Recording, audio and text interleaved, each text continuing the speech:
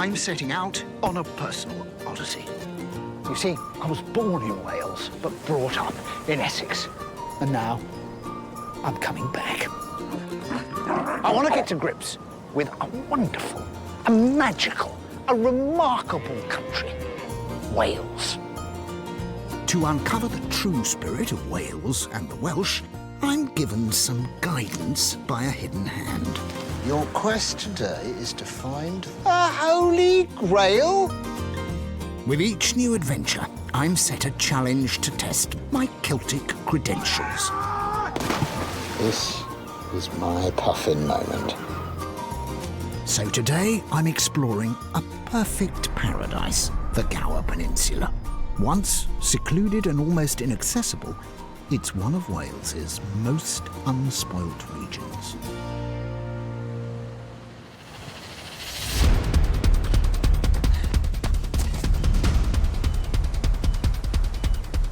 I've come for a morning run on what must be the best place in the world for such a thing, the glorious Gower Peninsula.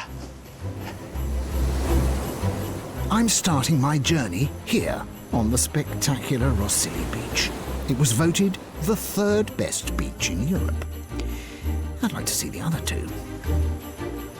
At 3 miles long, there's enough room for everyone.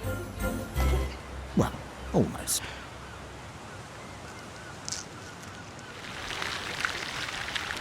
Griff, your task is to prepare a feast for a local rugby hero. Here in South Wales, with 4 of the biggest rugby union clubs on my doorstep, I'm right at the centre of Welsh rugby heartland. So finding a rugby hero shouldn't be too difficult. And because the Gower was once virtually self-sufficient in food production, I should be able to rustle up a local feast. I just need to find the right ingredients. They say that Wales is like a continent in miniature. It's got every conceivable form of landscape, and the Gower is like a continent In microcosm. because it's got fantastic country lanes, it's got moorland, hills, it's got caves and cliffs and marshes. Come with me, let's explore it.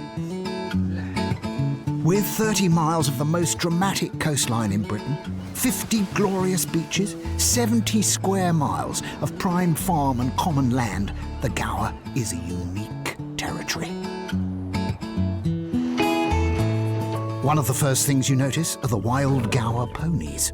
There are between 200 and 300 of them. They've lived here for centuries, and they're able to survive on such slim pickings as brambles and gorse.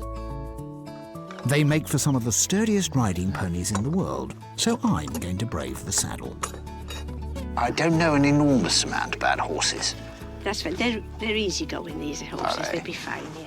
Yeah, that's what they always say. All right, thank you. OK, this is easier than said than done, isn't it? OK, all right, good. Now, Freddie, that's all right, don't get alarmed. Freddie is just trying to work out whether I really know what I'm doing. That's what horses do. They think, does the person who's sitting on me at the moment have any clue about horse riding? Pony trekking through the vast acreage of common land in the Gower is one of the great pleasures of this region. But I have an ulterior motive for joining this group of locals. I need some inside information. I have to say, I don't know very much about horses, but you'll be really surprised to find I know even less about rugby. Oh, right. So when I was a child, we were taken as children to watch the rugby. That was in the days when you could click to touch from anywhere. And it's changed such a lot with the professional era. When you think of the size of some of the centres and wings at the time when I was at school and the size of them now, monsters, George, Are they? is huge. And what's the local team around here? Well, Llanelli is the one opposite us. Here you can see Llanelli from where you are. What's the Llanelli team called? The Scarlets. The Scarlets? Yes. And then the team in Swansea, the Ospreys. So competitive has the sport become that the average weight and height of a rugby union player has increased by anything up to 20% in the last 40 years. I'd better get a bigger rucksack for my ingredients. I think that's an interesting thing. This one piece will make 52 layers. Watch on mobile devices or the big screen. All for free. No subscription required.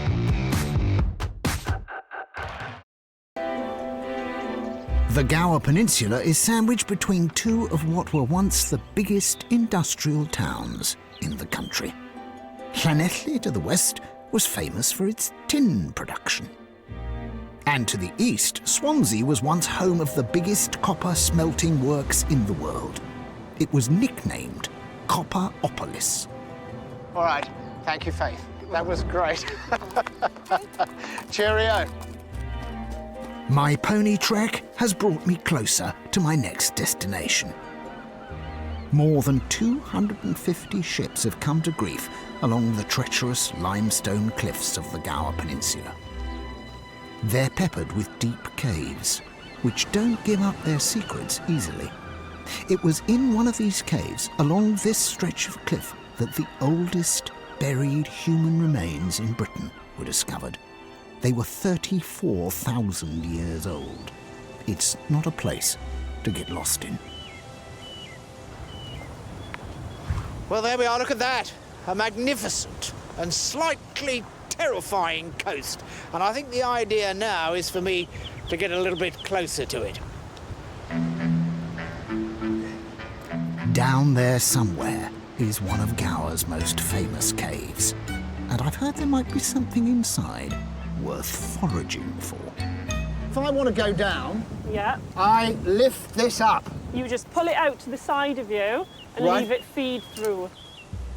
Right, after a brief tutorial on the art of abseiling, I'm off. I can hold it with two hands. The last time I did this Your right foot on was the nearly right. the last time I did anything. Start walking your What feet am I now. looking for to put my feet on, as it So, were? just some nice flat ledges. There's plenty Okay. there. So step that left foot Okay. down. Abseiling was invented in 1879 by a French mountaineer called Jean Estoril Charlet to help him descend Mont Blanc. I suppose there's something to be said for this. It's a little bit more controlled than falling. OK, I come to a really interesting bit here because there's a giant hole in the cliff beneath me. Well, no, God, no, I'm right off the cliff. What?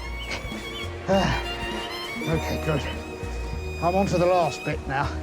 All right.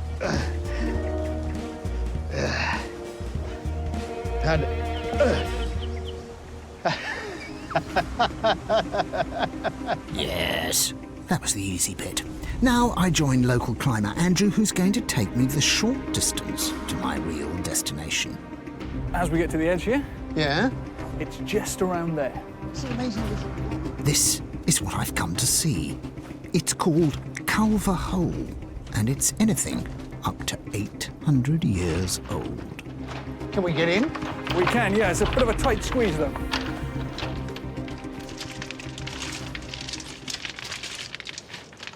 Now, I don't want to end up like that 34,000-year-old skeleton.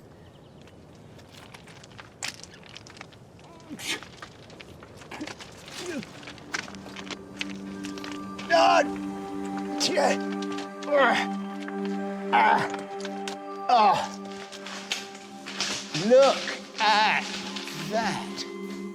Good, isn't it? It is. It was built as a dovecot. An extraordinary place to build a dovecot. In the medieval times, what we call feral pigeons now were rock doves, so they were kept in places like this so that people could easily get the birds or the eggs to feed themselves. And if you look right up there, Yeah. you've got all these little roosting points, just little holes where the pigeons would be kept. So you can, there's little sort of nooks and crannies in the rock. And then they would have gone up and down pinching pigeons or baby pigeons or eggs or anything they needed to eat. Culver Hole was a medieval delicatessen, specialising in pigeon. But it's not what you'd call a convenience store. Sadly, though, there are no pigeons here today, and nothing for me to add to my feast. Have a good one. See ya. Not even edible seaweed.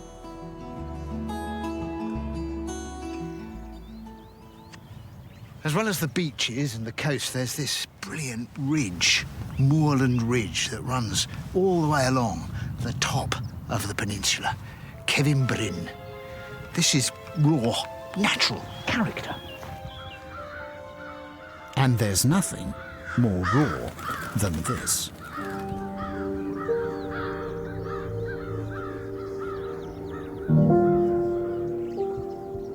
This is wonderfully mysterious. This is Arthur's stone. The legend is that King Arthur had a stone in his shoe and he threw it over here from Llanelli. And it was so proud to have been in his shoe that it grew in size. Today it's thought probable that it's a burial site, about 4,500 years old.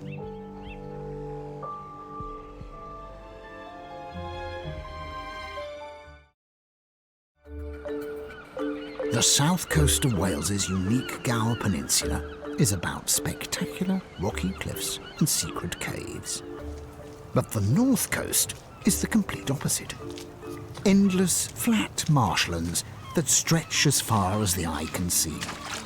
In the days when Gower was virtually cut off from the rest of civilization because of poor roads and no railway, this stretch of coast helped the locals remain self-sufficient. I've been challenged to cook a feast for a local rugby hero, and I'm hoping that the cockle gatherers here at Penclouth might provide me with some local ingredients.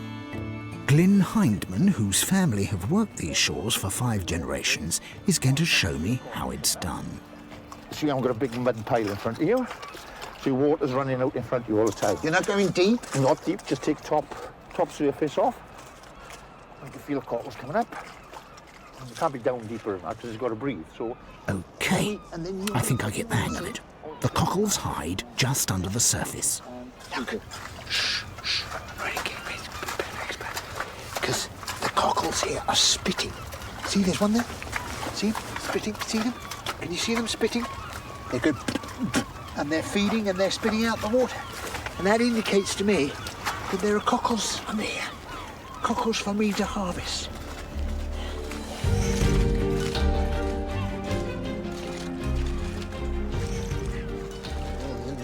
This guy's done it before. Could give him a job, Tom, what do you think? Gee, some boy's been on it for about 30 years. He's still waiting. Now this is the depressing part. You think you're doing all right until you shake the pan. It's not a bad effort. It's not a No, bad Glyn, effort. come on, Glyn. That is one terrible effort. You could hear him cackling in the background there. Cackling away. That's as... He's stuck. Excuse me.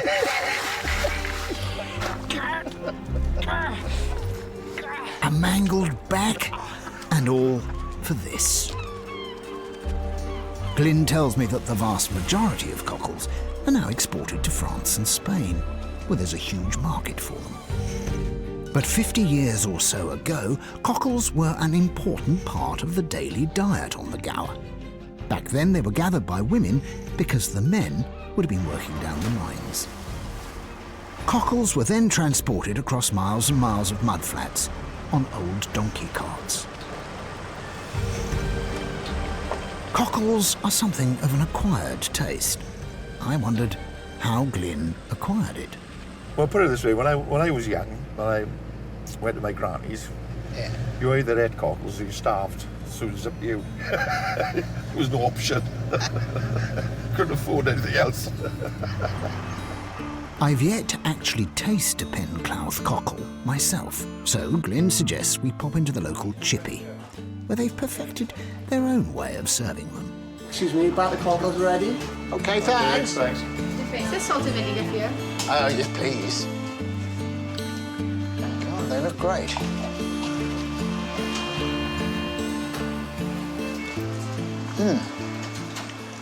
This is a really good way to do them. Thank you very much. Change and all. No, fantastic. Honestly, my dad used to eat cockles a lot, and he'd always have them in little sort of bowls like that, covered in vinegar. And quite honestly, they're like sort of fishy chewing gum. These are just delicious, really delicious. Cockles aren't the only foodstuff that the north coast of the Gower is known for. The flat marshland that dominates the coast around here provides some rather special grazing. Thanks, Flynn. Well, there we are. I've got my starter. Salt marsh lamb is a Gower delicacy. Yeah, that's a good idea. It's up there with Stilton cheese and Whitstable oysters. Farmer Roland Pritchard has been grazing his sheep here for nearly half a century. I'm curious to know what effect the marshland has on them. What is it that these sheep are feeding on when they're feeding out on the old marsh? Well, they're eating a lot of the herbs. The sea comes in and covers it in salt. Yeah. The salt then won't allow normal vegetation that you get in fields to grow, so we don't get the ryegrasses, but we get a lot of herbs. Samphire, sorrel, sea lavender and thrift are just some of the aromatic herbs the sheep eat. But twice a day, they have to leave their tasty pasture behind. What's going to happen then? This is going to flood. This is going to flood in an hour or so's time. This will be underwater. Roland is here to make sure his flock of 1,400 sheep escapes the rising tide through a single gateway and migrates to higher ground. But because a stranger in a bright red jacket has appeared, they're reluctant to pass. Well, you sheep had better get a move on if you don't want to float out into the Bristol Channel. I think they might have heard me. And then, of course, there are the ones who haven't yet made up their mind.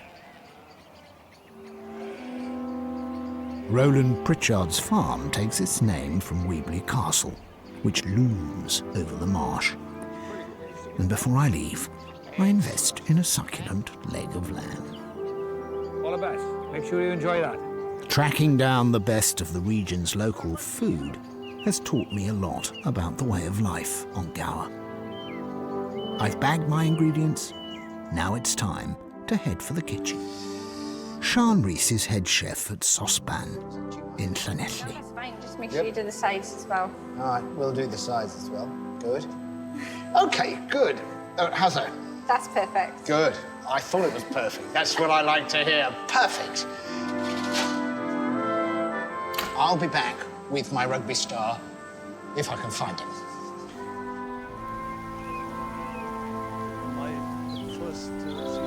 Terry Davis was one of the great rugby internationals of the 20th century. He won 21 caps for Wales. But this Llanelli-born rugby hero began his career by doing what many locals thought was the unthinkable and playing for the other side. We're actually on the very grounds where you first learned to play rugby. That's right, yes. And at 17 years of age, an opportunity came. Swansea asked me to play. And you were committing treason if you left Llanelli to go and play for Swansea. You're telling me? You crossed the bridge and people used to shout at you in the street saying, "Oh, you're a traitor." There is extraordinary rivalry between Llanelli and Swansea, yes. and then even more rivalry between Swansea and Cardiff. Yes, yes, it was a huge thing altogether. Now, what I was wondering is, I've been tasked with creating a meal for a rugby hero, and you are that hero. Can I cook a meal for you? Absolutely, I'd be delighted to accept, but I've got a task for you. Right. I want you to kick a goal. Kick a goal? Yes. I want you to kick this ball through the post. OK. Now, I did play rugby when I was at school, but because I was little, I was a scrum half, not a kicker. Give me some tips. What's the secret? As you approach the kick, you shift your body, you lean slightly forward, and then the ball goes up. Does it? You lean slightly forward as you kick? You lean slightly forward and that. Yeah. And then the trajectory changes. You start from here. Yeah. And you go back. 1, 2, and 1 to the side. 1, 2, 3. OK.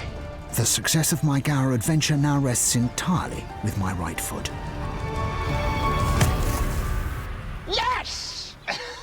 Only by following Terry's brilliant coaching was I able to pull that one off. Now, finally, I get to cook him a feast from my Gower-sourced goodies. First, the cockles. Terry.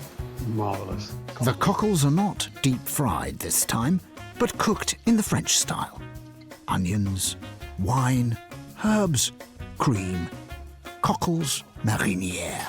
Absolutely gorgeous, aren't they? Yes, brilliant. I'm going to leave you to your cockles for a moment, Terry, because I've got to get on with the next course. This is salt marsh lamb. It's been raised eating samphire and marsh herbs, which apparently very much affects the taste. Oh, that looks cracking, doesn't it? You're nearly as good a cook as my mother used to be. You wait until you've eaten it first. How's the business? Gorgeous. Absolutely. This is terrific.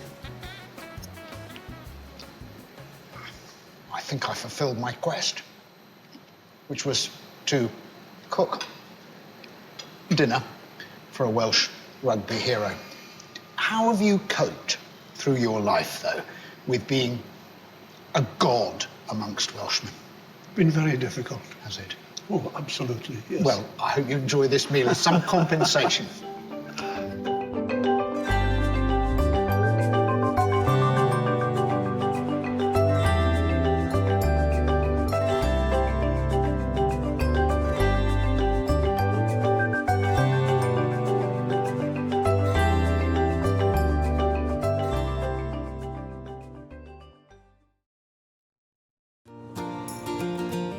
I'm setting out on a personal odyssey. You see, I was born in Wales, but brought up in Essex. And now, I'm coming back. I want to get to grips with a wonderful, a magical, a remarkable country, Wales. To uncover the true spirit of Wales and the Welsh, I'm given some guidance by a hidden hand. Your quest today is to find a holy grail. With each new adventure, I'm set a challenge to test my Celtic credentials. This is my puffin moment. Today, I'm going into Pembrokeshire.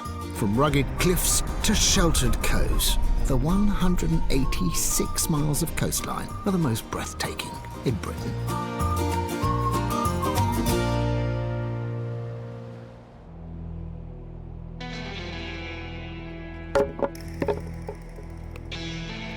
I've gone native. I'm beginning my adventure on the rolling plains of Strumble Head.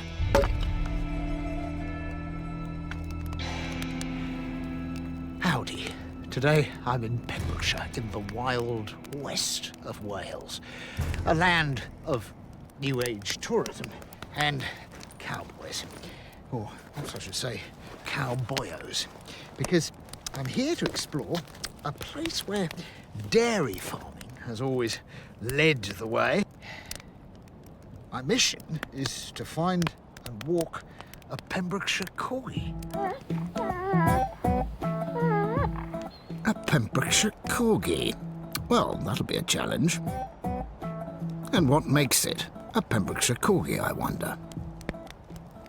Perhaps the Queen can help me. Rugged cliffs, sandy beaches, wooded estuaries, and wild inland hills. These are the elements that define the distinctive landscape of this superb county. Pembrokeshire is where the great rolling mountains of Wales finally dip down to a long plateau which stretches out into the sea. And it's productive and very beautiful farming country. But it's likely to be full of surprises. In amongst this fertile landscape is some distinctly curious industrial archaeology. The thing about a proper rural area is that nothing ever gets thrown away. And how wonderful to find here, just by the side of the road, a proper rusting Morris miner. There were, in fact, over 1 million Morris miners in circulation by 1961. And it looks like quite a proportion of them have come here to die. After a bit of rummaging around the back, I eventually tracked down the proprietor. Jack Williams also goes by the name of Jack Pontiago, the name of this village. That's quite a Pembrokeshire thing. So, Jack, I've got to ask you this. What are all these Morris miners doing here? Well, I started collecting them. I had the first one back in the 1950s. Some people have phoned up to say, do you want to buy a Morris miner? And I couldn't refuse. You've got a dog in your garden? Yes, we have. A Pembrokeshire Corgi. A Pembrokeshire Corgi? Pembrokeshire Corgi. Now, that is what I need to find. Can we go and meet your dog? Yes, of course. What's the name of the dog? Maxen. Maxen. One of the things I've got to do, Jack, is take a Corgi for a walk. So, will Maxen let me take him? No, we can't put a collar on him. You can't put a collar on him? We can't put a collar on him. How do you take him for a walk? It seems that Maxon has rebelled against the collar since he was knee-high to a dachshund. So now he gets his exercise from patrolling the front lawn and inviting the odd passer-by to play Russian roulette with his teeth. So all I can do with Maxon is throw him a ball. Throw him a ball. But I can't possibly take him for a walk. No, you can't. No, you can't. So near, yet so far. No wonder this breed is on the endangered species list. I think I may be next. One of Jack's many Morris miners still works, just, and he's offered to give me a lift. This tiny package of motorised bumblebee was designed by the same man who gave us the Mini. Manufactured from 1948 to 1972, the Morris was no racer. The Series 1 could barely make it to 60 miles an hour, and even 0 to 50 could take a good 5 minutes uphill. Before he drops me off, Jack suggests I make my way to Haverfordwest, dog capital of Pembrokeshire, apparently. But first, I'm going to exchange one source of power for another. This stream once drove an entire factory. Back in the 18th century, Melin Tregwynt was a corn mill. Now, it's a busy textile mill. In the Middle Ages, thousands of Flemish weavers immigrated to this part of Wales, and one of the things that they brought with them was their dogs. They say it was weaving that introduced the Corgi to Pembrokeshire. Nowadays, all this machinery is run by electricity, but at one time, water powered everything here. And this is where our water wheel usually sits. It's not What's here. happened to that? It's been repaired at the moment, it's been restored. Yeah, and the water would come through from the leat here, which would fill up the buckets in the wheel. Oh, I see, over the top. So That's right, effectively it turned it by gravity. Yes, and in turn it would drive the shaft, which runs underneath the floor here, and turns all these wheels and pulleys which feed through into mill. Thankfully, water power is destined to return here to Melin Tregwynt. I asked Sophia to show me round the mill. So this is the warping stand. Yeah. So this is how we create the warp. And what's the warp? The warp. The warp is the base threads that run through the cloth. So they run through the loom, and then the weft is woven in and out. Oh, I see. So the warp, the one that goes across. That way. Oh, right, OK. Yeah. Where do you do the actual weaving? Well, these are our looms. We've got 5 looms here. Yeah. So the warp's coming through here, and then the weft is going across here with a rapier. Yeah. This is our newest machine, actually. We've only had it about a month or so. Right. So in a day, this machine will probably do between 40 and 60 metres if it's running well. So So that's quite a rare then. 16 metres, yes, that's quite a lot of cloth. These fashionable textiles are exported from this corner of Pembrokeshire to America, Japan, and even the Tottenham Court Road. They remain the legacy of the Flemish weavers, even if their dogs seem to have gone. Further down the coast is the capital of Pembrokeshire, St David's. Hard to believe, perhaps, but this little pocket of urbanisation was granted the status of a city as recently as 1994. And the reason for this was this impressive cathedral. William the Conqueror came here to pray 1,000 years ago, and it is the final resting place of the country's patron saint, St David. With a population of just 1,800 people, this is the smallest city in the United Kingdom by some way. And now, it seems to be largely given over to tourists and dogs. I can't see any corgis, though. The people of St David's weren't satisfied with just achieving their city status. They also asked if they could have a Lord Mayor, and were told they couldn't. Perhaps they didn't have enough pompous burgers to choose from. Plenty of barking, but still no corgis. 2 miles west of St David's is what has been described as one of the best tourist beaches, not just in Wales, but in the world. And it's not just the tourists that have found a use for the golden shores of White Sands. Harry Potter, Robin Hood, the Thief of Baghdad. Whenever Hollywood has needed a spectacular beach, it's come to Pembrokeshire. And you can always find a bit for yourself, because 186 miles of coastline reaches out into the Atlantic. Wherever you are, you're only 10 miles away from the coast.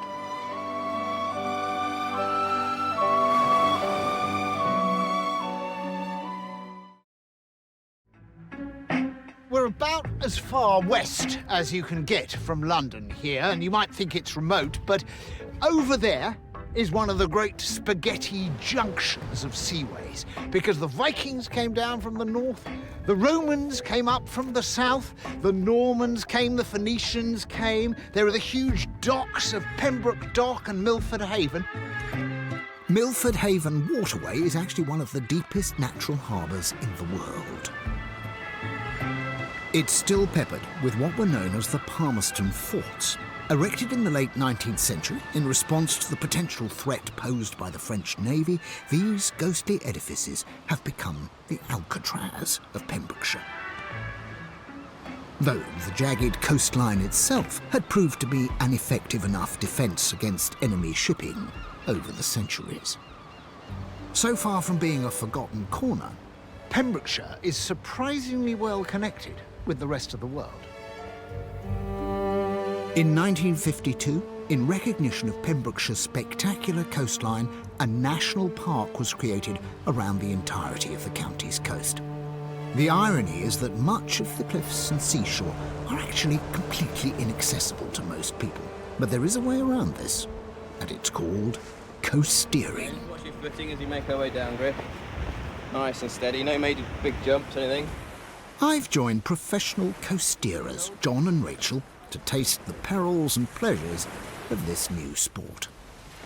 The principle of coasteering is that you explore the tidal zone on foot or by swimming, but without the aid of boats or surfboards or air ambulances, with any luck. Rachel's in first. I don't like the look of it, but they're waiting for me, so...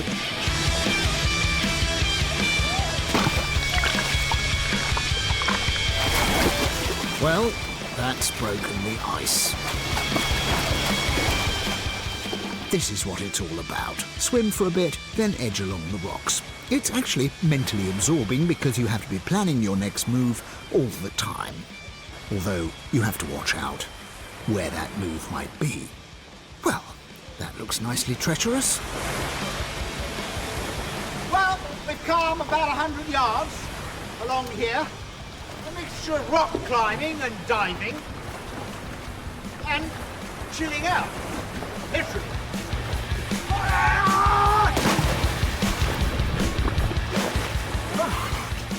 Gonna do a little bit more exploring, Griff? Yeah.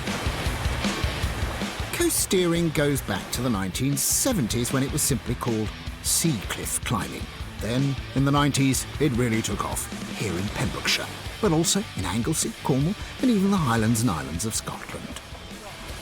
Over the years, I have walked the Pembrokeshire path, the coastal path, and I've only ever looked down on these rocks. Often there is no way down to the coast like this, and yet when you get down here and you see everything from the point of view of a jellyfish or a shipwrecked mariner, you see them for what they are. Fantastic sculptures made by the wind and the sea, and in former times, the ice. Look at this one over here. It's like a pyramid. Coast steering is completely addictive, but it's time that I got back onto dry land.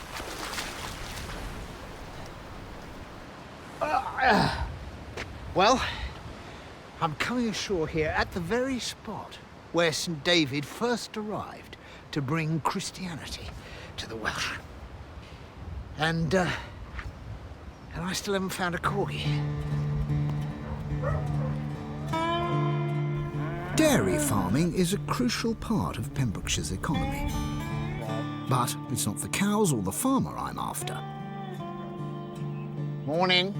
I'll see you. What I'm after is a lift and a quiet word with the local vet, Andrew Clements. Okay, same to you. I want to know more about the corgi and its Pembrokeshire origins, but I could never have guessed what he's about to tell me. Going back years, they were the traditional cattle dog of the area, used to bring cattle in as opposed to the collie. Because you'd have thought, looking at a corgi, that it doesn't look like a working dog at all. It looks like a lap dog. It doesn't look the most athletic of dogs, but, collies are there for speed and they would sort of run round sheep very quickly. Whereas I think corgis would just follow up the cattle and just sort of snap at their heels and just bring the cattle in that way. They're still quite a popular pet in Pembrokeshire. There's a lot of pet corgis and show corgis, but you don't see as many working corgis. After swapping notes as to where I might actually find a companionable corgi, Andrew drops me off to meet somebody with precisely the breed of cattle a working dog would have once herded, the Welsh Black. Dr. Sarah Bainan has become preoccupied with one particular aspect of the private lives of cattle like these. One of these animals will produce about 9 tons of dung in a year, and that's a lot of dung being produced. And the issue is that it's not being broken down. And the reason for that is that we're using a lot of chemicals to get rid of their internal parasites. They get shot straight out into the dung, and they're toxic to the organisms that should be breaking the dung down. So, if we're not careful, Wales could become one vast dung heap. But Sarah believes she has the answer, the common or garden dung beetle, and she's setting traps to catch them. This looks fascinating here. We have a pile of Welsh black cattle dung, and the dung beetles will then fly in towards that dung. But they can't quite get to it, so they'll walk towards it, fall down the funnel, and be trapped in the pot underneath. What does a dung beetle set out to do, then? Dung beetles are absolutely vital to us as humans. They are the bin men of the world. Right. And they will go towards a dung pat. They will then feed on the dung. If it wasn't for the dung beetles, an area double the size of London would be covered in dung each year, and that would just sit there. Well, an area the size of Pembrokeshire, in fact. Sarah is keen to introduce me personally to her dung beetles. Not only that, she wants to experiment on me. Look, our green one, right. Yeah. So put your other hand on top. Yeah. And just try and hold them. Don't squash them, but try and hold them there in your hand. Yeah. Ah! Right. And Yes. what are they doing? Are they trying to push through? They are indeed. Except by occasionally indicate.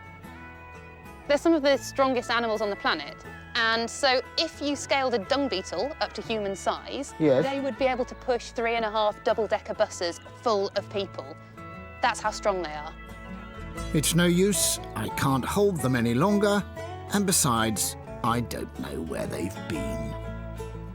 The dung beetle's super strength and general lack of fussiness when it comes to their diet means that they could be the saviour of the Pembrokeshire dairy industry.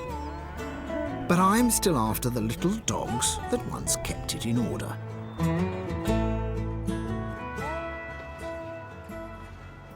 Well, here I am in Haverfordwest, a fine old market town, and it apparently translates as the Ford of the Fat Heifer. And I've come here in search of dogs. And I think I found them.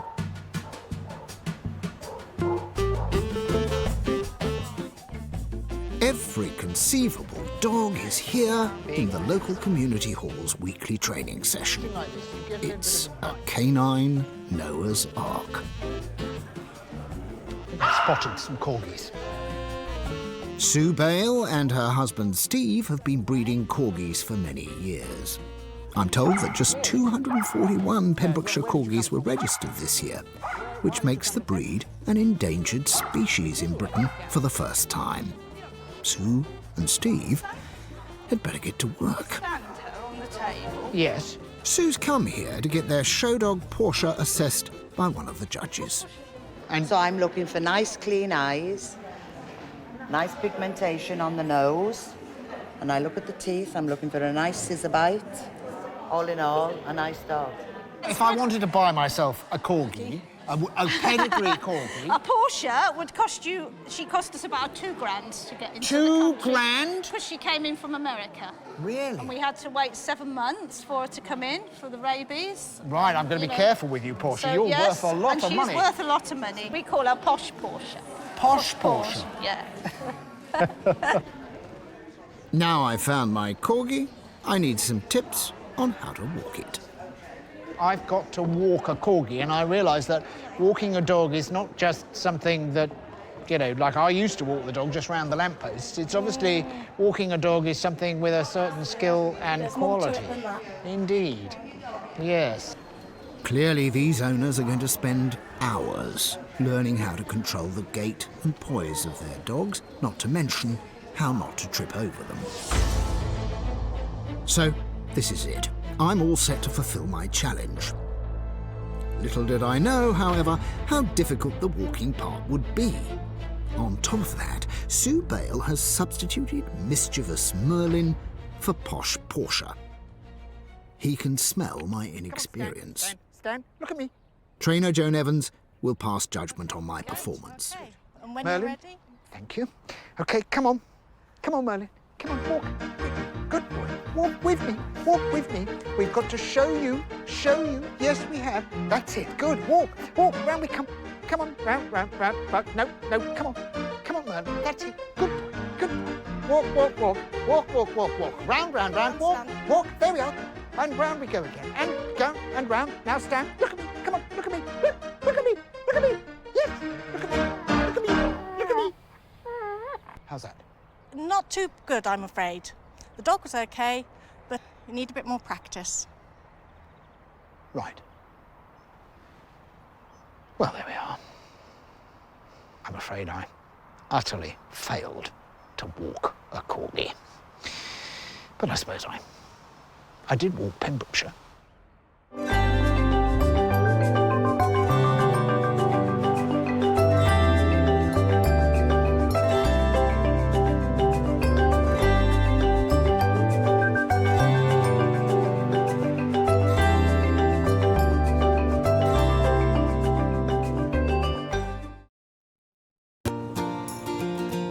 I'm setting out on a personal odyssey.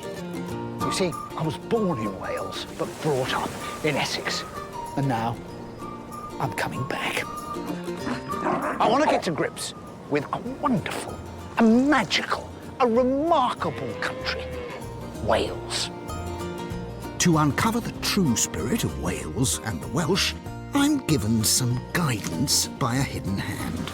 Your quest today is to find the Holy Grail? With each new adventure, I'm set a challenge to test my Celtic credentials. And I found it.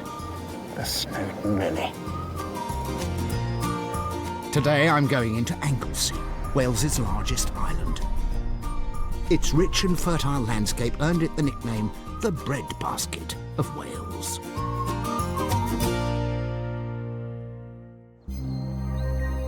I'm starting my adventure in the Menai Strait.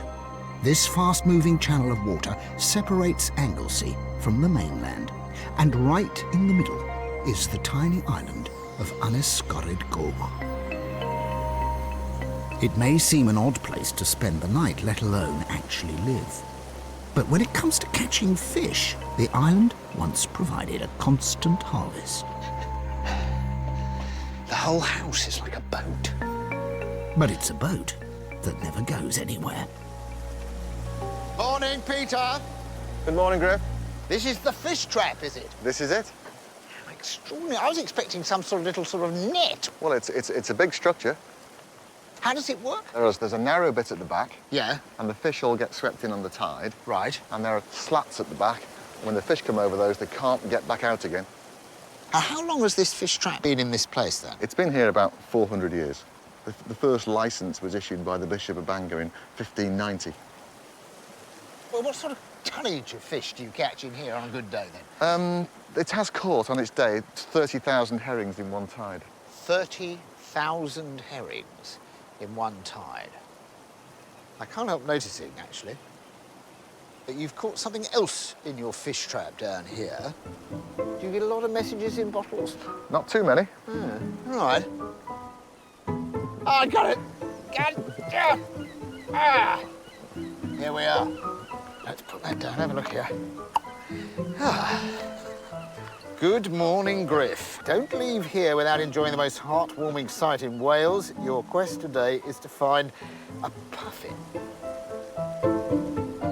So, that's my challenge. To find a puffin. It's a pity it's not an oyster catcher. They breed here, a few feet from the kitchen door. My search for a puffin is likely to lead me around much of Anglesey's spectacular 125 miles of coastline. I can't wait. I mustn't wait. Morning, Griff. Peter, thank you very much. Lovely to meet you. I'm on my way to find a puffin. You're going to Puffin Island, are you? Yes, that's Good. right. Okay. Anglesey is one of only 2 places in the world where there's a puffin island. The other's in Iceland, where the puffin is regarded as a delicacy. Although that might not be entirely appropriate. Puffin Island is on the tourist trail, so I'm joining an excursion boat to take a trip round the bay. Opened in 1826, Thomas Telford's Menai Bridge was built as part of the road linking London with Dublin. Anglesey was simply a stepping stone to Ireland via the ferry. But the locals were rewarded with a fabulous bridge. It was one of the earliest suspension bridges ever built, large suspension bridges ever built, and was the pattern which was used in New York and all over the world, and the Golden Gate Bridge. It's a really important historic bridge, a fantastic thing.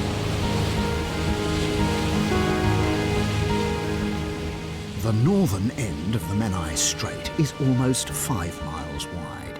Lying off the easternmost tip is what we've come to see, Puffin Island. At one time, there was a monastic settlement here, but now the island is uninhabited. By monks, anyway. It seems I'm the only one on the boat who has any interest in puffins. I assume puffin are quite small, are they? Very small. Well, on the ledge up there. Yeah. Just up there, we've got guillemots. Well, the guillemots, are they the blackbirds up there? No, they're cormorants. They're cormorants, yes, I can see the cormorants. Well, oh, those ones there, on the ledge. Yes, they're guillemots.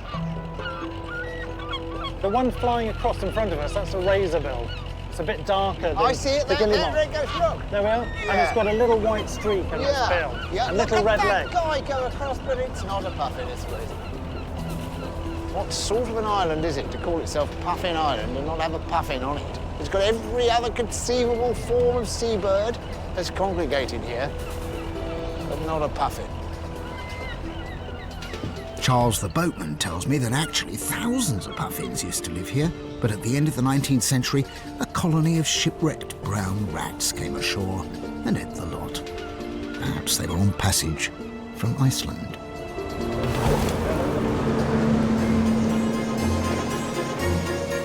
Retreating back down the Menai Strait, we come to Beaumaris.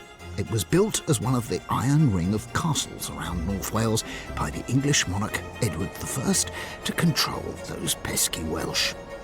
With its ingenious and perfectly symmetrical concentric walls within walls design, Beaumaris has been called the most technically perfect castle in Britain. And the town looks the kind of place I might find out more about local puffin sightings. Do you have any books on bird watching or anything like that? We've got a magazine. Look at this. Third shelf down.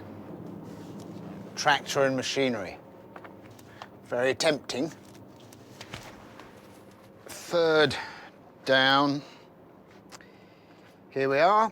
And look what's on the cover. This is a very tourist area, Beaumaris. It is. Beaumaris is more than anywhere. Beaumaris? Beaumaris. I keep calling it Beaumaris in the French way. Do you speak Welsh? Yes, I do. Siarad Cymraeg and do.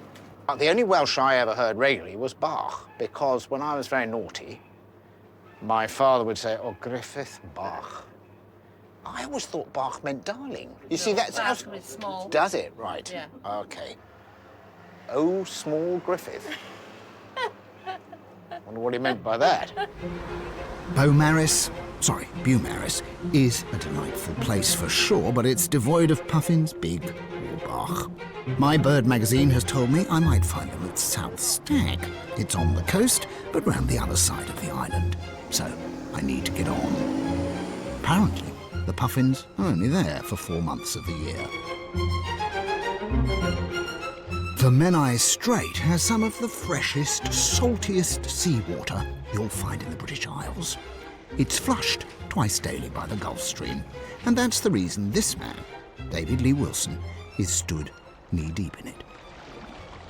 You're testing the water, are you? I'm actually using a very simple handheld device to see how much salt there is in the seawater. Every day, David checks the salt content of the Menai Strait, and that's because it happens to be his raw material. He runs Hallen Moan, one of the smallest but most highly regarded salt makers in the country. You can see the water is clean, it's pure, it's just beautiful. And you take the water? Yep. Out of here? We pump and it somewhere up here? Yep. And in fact, do you want to come and see? Salt manufacture is one of the oldest occupations on the planet. It can be traced back to 6050 BC, exactly the number of health and safety restrictions that now apply to its manufacture. I'm just following William to look at the salt and see how it's made, and this isn't a hairnet, it's a beard snood to stop bits of my beard falling into the salt, because the salt has to be very pure. That's the whole idea. It's like a giant's chemistry set. Salt water comes in from the sea, it gets boiled and boiled until the salt content gets so high that crystals form. Then it's time to collect the pure and perfect sea salt. Let's have a look at what you get. Wow. I won't touch them because I know that there are purity issues here, but what you're talking about is fantastic.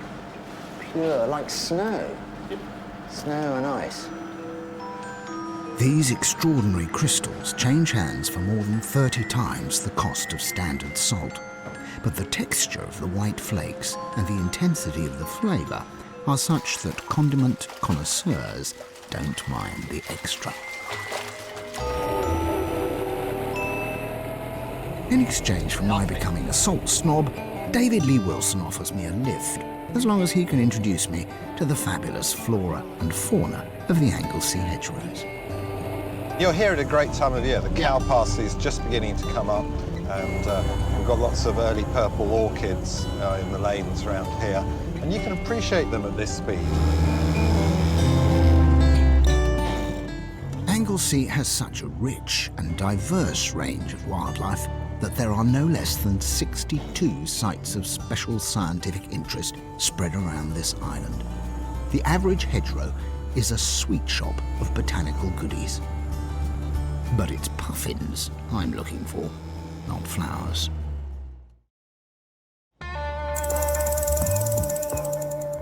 Well, I could be in the middle of the American Midwest, but I'm not.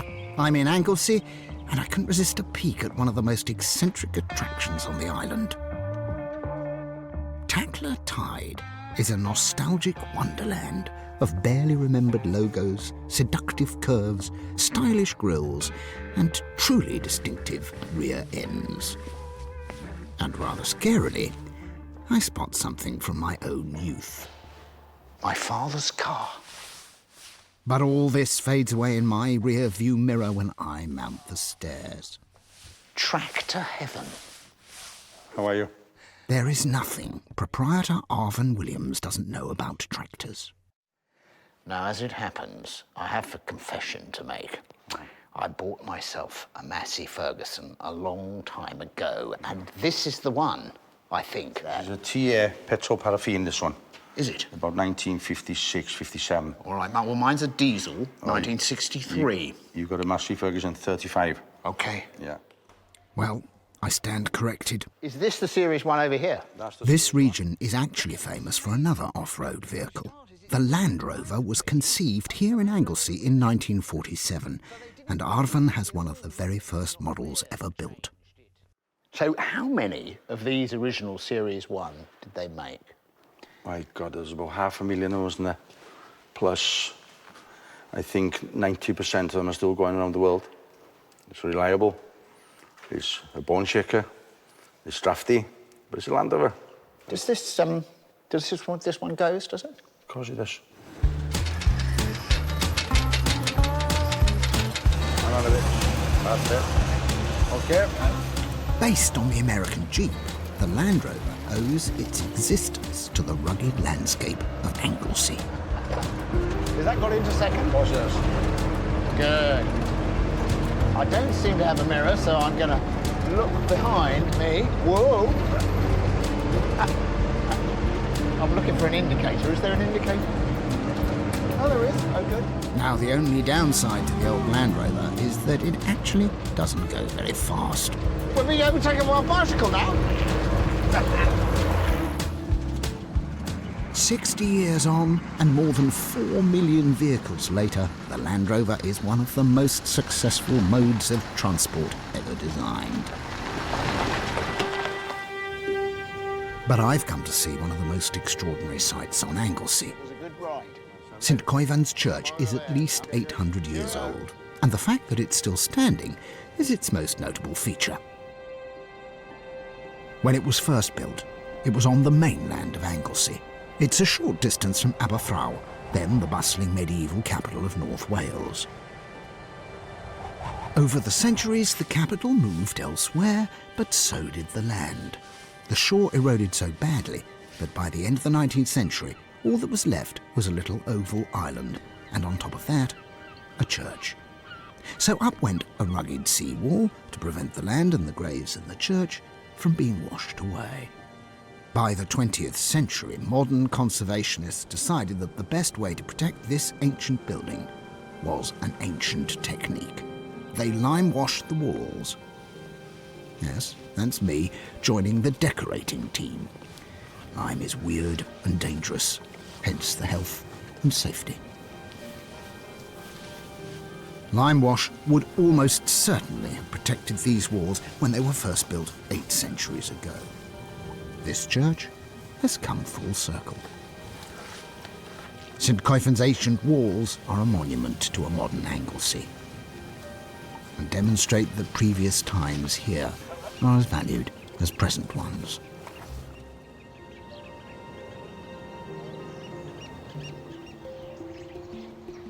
I'm still almost 20 miles from Southstack, where I hope to spot a puffin, but I've joined up with a local cycling team who are heading in that general direction.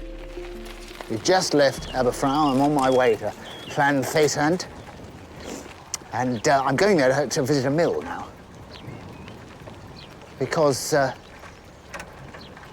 Anglesey is known as Mam Cymru, the mother of Wales, the breadbasket of Wales. And this whole great stretch of farmland here was once responsible for providing all the wheat and corn that fed the whole of North Wales.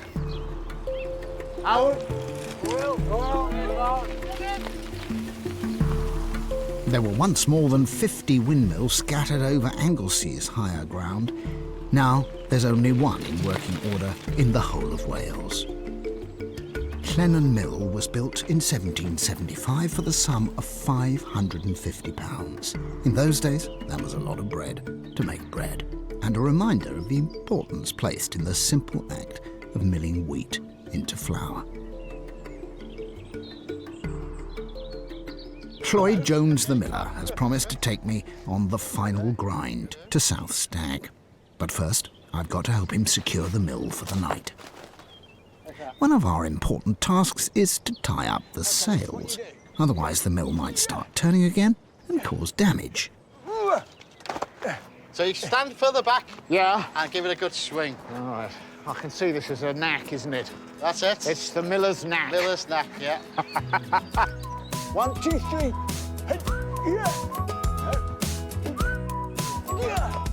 Back in 1820, there were anything up to 10,000 windmills across Britain.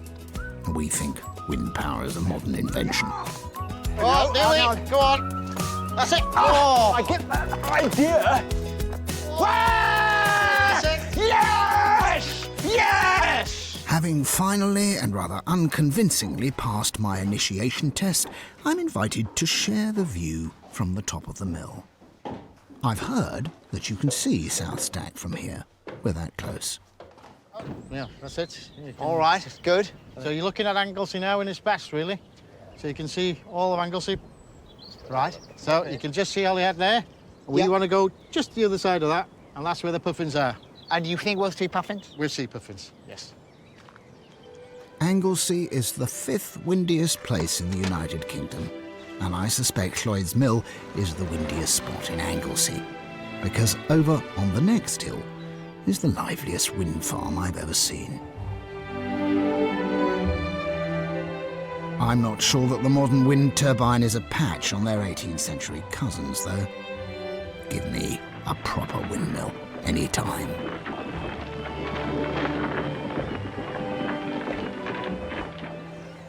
South Stag is actually an island off the easternmost tip of an island. For ships sailing from Dublin to Anglesey through fog, the treacherous rocks beneath South Stag could spell disaster, which is why in 1809 a 91-foot lighthouse was built. 412 steps take you down to the bottom of the cliff. Until 1828, when they built the bridge, the only means of crossing to the island was in a basket suspended on a cable in a state of abject terror. There are supposedly 4,000 nesting birds on these cliffs. Cloyd tells me just 8 puffins have been spotted this year. So, where are they?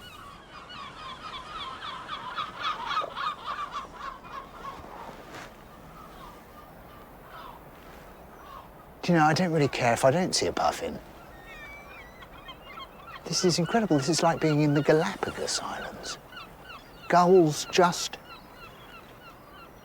sitting on eggs all around me.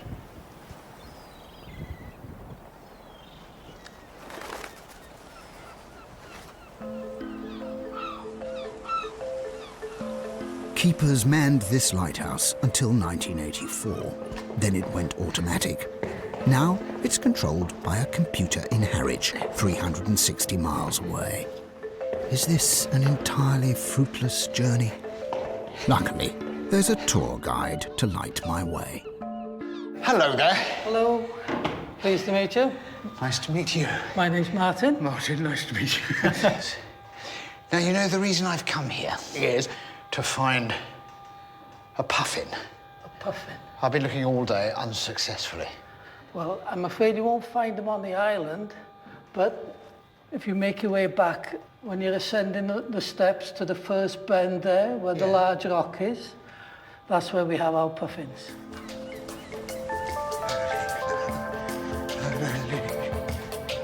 My legs. Oh. This must be the place. In sheer desperation, I managed to persuade someone to lend me a pair of binoculars. But will I see anything? It's just sat down. You can just... Oh, gracious, wait. I'm looking at one of the only 8 identified puffins this season here on South Stag. Busy at his daily duties. Sweet. This is my puffin moment.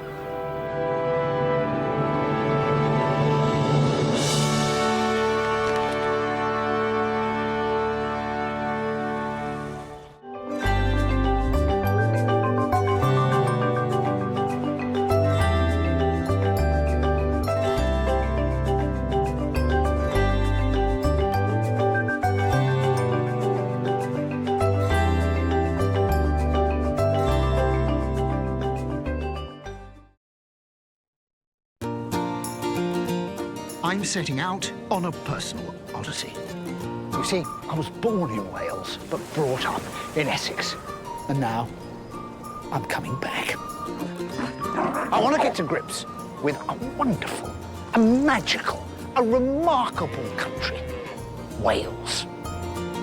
To uncover the true spirit of Wales and the Welsh, I'm given some guidance by a hidden hand. Your challenge is to swim wild in a mountain lake.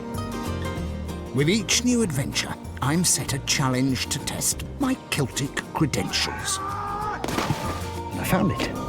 The Snowdon Lily. Today, I'm going into mid-Wales. It's a land of meandering river estuaries and stark coastlines alive with myths and legends.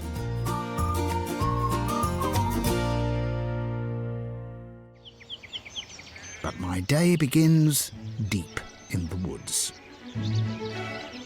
It might look peaceful, but the dawn chorus in these parts is enough to waken the dead, even an itinerant, exiled Welshman. Isn't this a fantastic place? A tree house that you would rent as a holiday cottage. It's got everything you need. A sort of sleeping pod here and decking. Well, you'd have to have decking, otherwise you'd sort of fall 25 feet down on the forest floor. But somewhere to sit out here and eat and admire the view.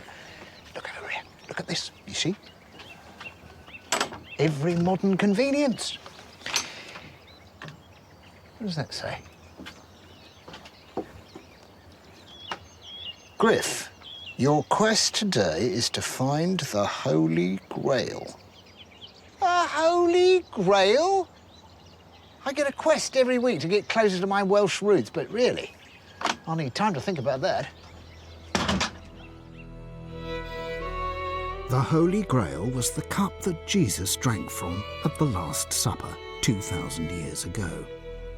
It's reputed to have miraculous powers, and it's none other than the world's #1 missing object.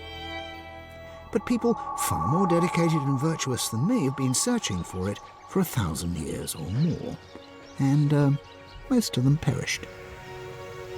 This region has one of the lowest population densities in the whole of the country. Limited road and rail connections mean that it's also one of the most inaccessible parts of Wales, and it's these factors that lend this area a certain otherworldliness. It's a place of wonders and mysteries. Dramatic landscapes, secret valleys, but the Holy Grail. Mid-Wales has a reputation for harbouring secrets. Gold has been mined in various parts of the region for 3,000 years. When it ran out at Gwynfineth, it was said that in a search for any remaining traces, they even combed the roads. And some of the locals are still enjoying the proceeds of these roadworks. Ben Roberts is an expert in Welsh gold, and he's hoping to prove to me that the scene is not entirely worked out. Down below us is the River Malvach, where the first nuggets of gold were discovered by laboriously sifting through the gravel on the riverbed, a process called panning. So, Ben, is this a gold-bearing river? Very much. You'll find panners in a lot of these kind of rivers. It's called alluvial gold, where the gold gets forced to the bottom of the riverbed. So panners come up with all sorts of inventive ways to force the rocks up and dig where no one has dug for thousands of years. Small-scale river panning led to a proper gold rush in the 1860s. Gwynfineth became the Klondike of Wales. This is a ghost town. This mine was active until 1998, when the price of gold no longer made mining worthwhile. Since the 1860s, more than 200,000 ounces of pure Welsh gold have been produced from the ore extracted from this single mine tunnel. At today's prices, that comes out at around £156 million. And how far into the hill does this working go? There is apparently about 8 miles of tunnels. 8 miles? 8 miles, indeed, yeah. A lot of them are underwater. With the mine closed, at least for the foreseeable future, the only hope of finding fresh gold is to sift through the alluvial deposits washed out of the ancient rock by the pounding waters of the River Malvach. So we could get close to the river down there if we go on. Ben's going to teach me how to look for gold the old-fashioned way. And he whets my appetite by showing me the kind of thing that I might find. That was discovered in a river? Yeah. You can tell just by the extremities, which are quite polished. That will be alluvial gold, stuff that's found at the bottom of a river that's been rolling and polished for thousands of years, or millions even. I'd say that's probably worth £1,000. You could probably make that into a ring. Because Welsh gold is so much rarer than ordinary gold, it commands as much as 3 times the price. The fact that it's the metal of choice for the royal family's marriage bands makes it even more marketable. I mean, I can see something gleaming there. Tell me I'm not making a mistake. I mean, that's something gleaming there. That will be gold. Very small, but yeah, albeit gold. That is actual gold. That is rare Welsh gold. That's astonishing. Just as I'm beginning to enjoy myself, Ben sounds a warning bell. When it comes to gold, it seems finders are not necessarily keepers. You have to have a licence these days to actually pan on the river. I have to throw it back? Yeah, this is a catch and release scheme, I think, today, Griff. OK, well, there it goes. Gold may be a fantasy for the people of mid-Wales, but that's not the only thing to have fired their imaginations. Myths and legends permeate the ether here. And to help me unravel the legend of the Holy Grail, I've come to see Jeff Hill, whose cinema, The Magic Lantern, is just one of his modern myth-making enterprises. We're watching a film about his favourite river. A couple of years ago, Jeff won the unusual category in the Daily Telegraph's Shed of the Year competition, with a shed on a raft in the middle of the Dovey. That's me. Jeff looks the sort of chap who won't laugh when I explain my quest. Somebody has asked me to look for the Holy Grail. Yes, yes. OK, That's that right, doesn't yeah. surprise you, the Holy Grail? Not in the least, not in the least, no. This is a place of legend, isn't it? They like stories and legends around here, don't they? It has legends and stories going back into the mists of time. You can't lift up a stone, move a tree stump around here without coming across a legend, story, or a tale from years gone by. Jeff has a boatyard on the River Dovey, and he's invited me over to see it. The river is where North Wales meets South Wales. There are only 2 road bridges over its entire 23-mile length. Jeff's yard owes something to the spirit of Chitty Chitty Bang Bang. This is the performing clock, which looks as if it's going to go off in about 3 minutes. It started steaming then? The clock was once attached to a theatre ship, apparently. It has a rather unexpected way of marking the hours.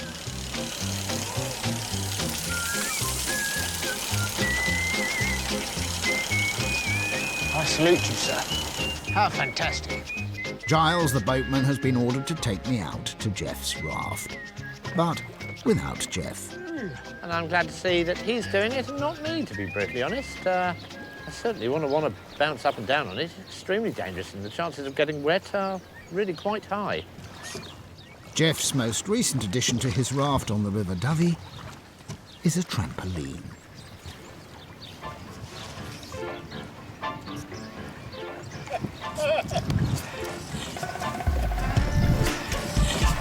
Are you ready for this, Tudor?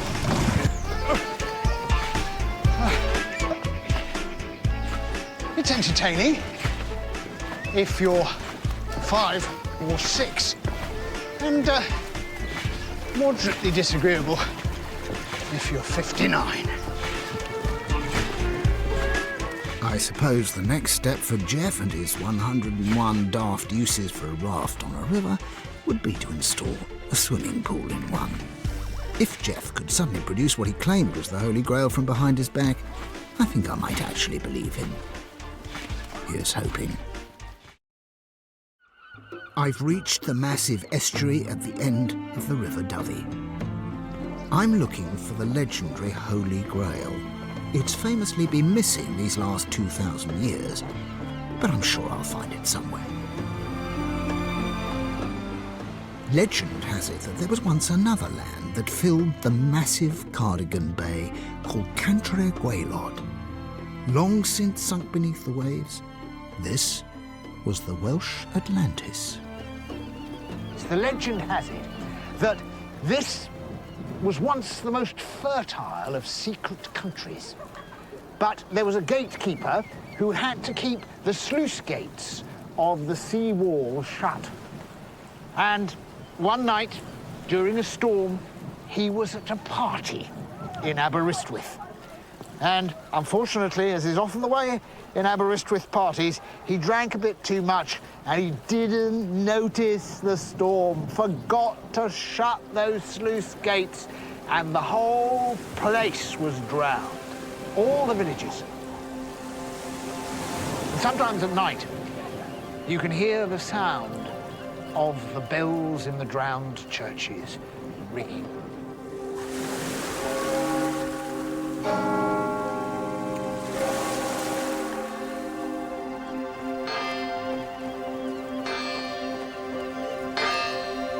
When the tide comes in, that clangor gets knocked against the bell ingeniously, and it echoes the sound of the disappeared churches.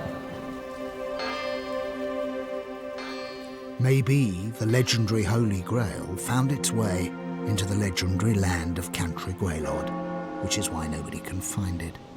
Nestling deep beneath the waves, with only the sound of tolling bells for company.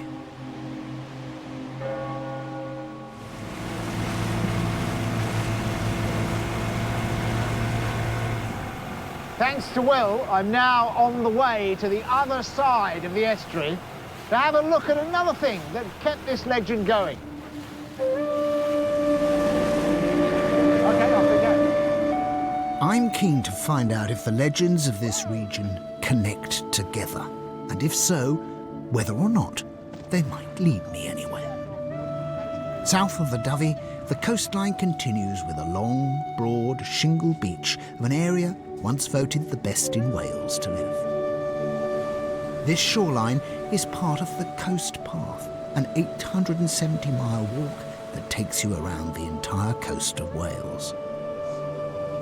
But there's more to this section of the coast than meets the eye, particularly when the tide is low. See, if I just casually glanced at this, I'd have thought it was a wreck or the remains of a boat sticking out. But when you look at it more closely, you can see that these are trees.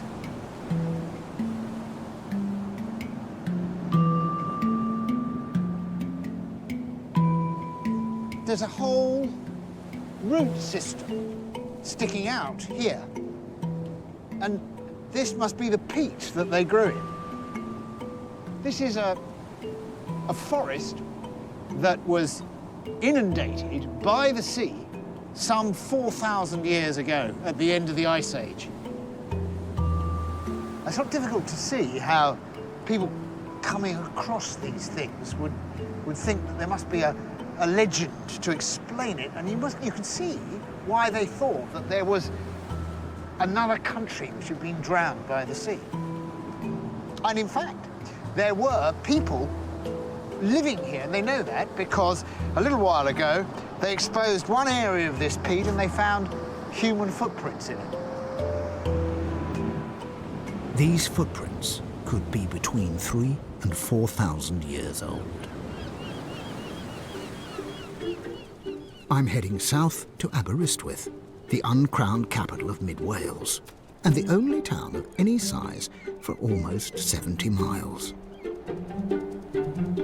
I'm in desperate need of information, and I've come to the right place. High up on the hill is the biggest repository of knowledge in the entire Principality. The National Library of Wales is home to 6 million books. But it's what lies beneath all that shelving that interests me. What is not generally known is that beneath the great treasury of the library here in Aberystwyth is another treasury, a set of secret caves that have been locked up for the last 80 years. My thinking is, if there is anywhere that there might be a Holy Grail around here, that will be the place. So, I'm going to get them unlocked.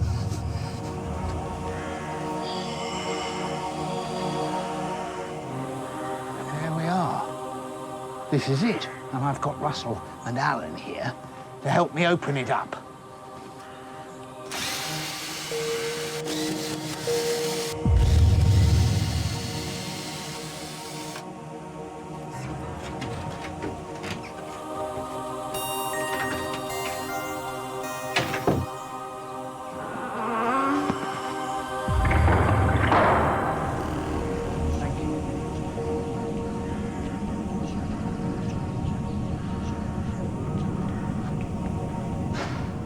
In the late 1930s, as the shadow of war crept across Europe, there was a feeling that Britain's national treasures were vulnerable.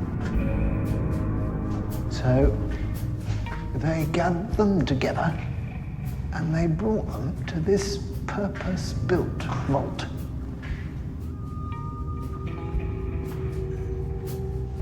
And eventually, they had paintings by Michelangelo and Rembrandt, Turner, and they had Magna Carta, autographed works by Shakespeare and Chaucer, and they kept them safe throughout the war. From up above, nobody, least of all the occasional passing Messerschmitt, would have guessed that this was here. The remoteness of this part of Wales was what kept Britain's greatest treasures safe during its darkest hour. If there was ever a place where you might hope to find the Holy Grail, I guess this is it, but it's completely empty.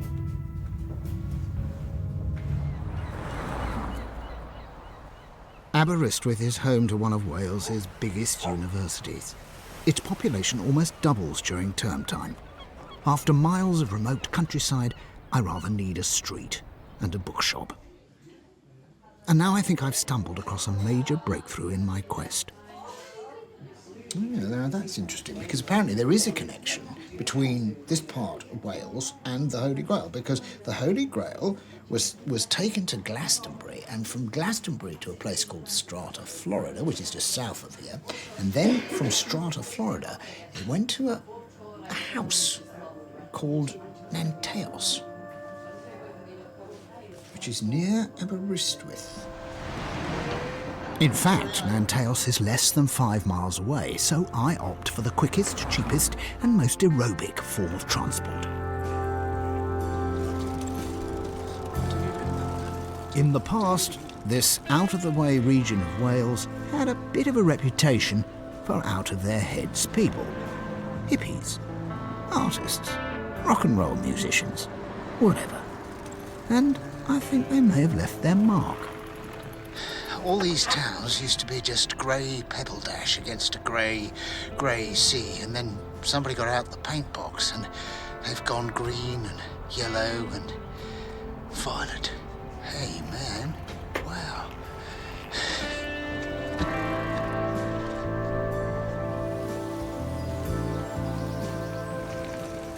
The Nanteos estate once covered 31,000 acres of land, and this included most of Aberystwyth. Built in the mid-18th century, Nanteos House was created for the powerful Powell family. Righto, Griff. Welcome to Nanteos. Mark Rawlings-Lloyd is the general manager of this now rather grand five-star country house hotel. Yes, the tale of the Grail at Nanteos goes back a long way into history. It sounds like I'm onto something. How extraordinary. This is where Margaret Powell, who is the lady we see above the fireplace here, she was the last owner of the mansion. And she had the cup? Oh, yes. The legend was that if you took a sip of water from the cup, and in some cases some took a nibble from the cup, but it would cure you of your ills. And nibbling the cup? I'll be surprised if there's anything left of it. But there clearly was a cup, or Holy Grail, here after all. Whether it was the real one or not is another matter, of course. This is where Margaret Powell would bring the guests, having entertained them in the morning room, and she would come through to here and present the cup, which would be on this table here. You don't by any chance have the cup? It didn't come with the contents of the house? Unfortunately not. Many things did, but not the cup. Where is it now? I am aware of where it is, but I'm not allowed to divulge that. Can you tell, what was it like? What did it look like? Well, fortunately, we do have a picture of the cup here. Let me see that. Nibbled? There's hardly anything left. I, forsooth, have failed in my quest. But I've travelled from treehouse to luxury hotel via the beautiful and dramatic landscape of mid-Wales.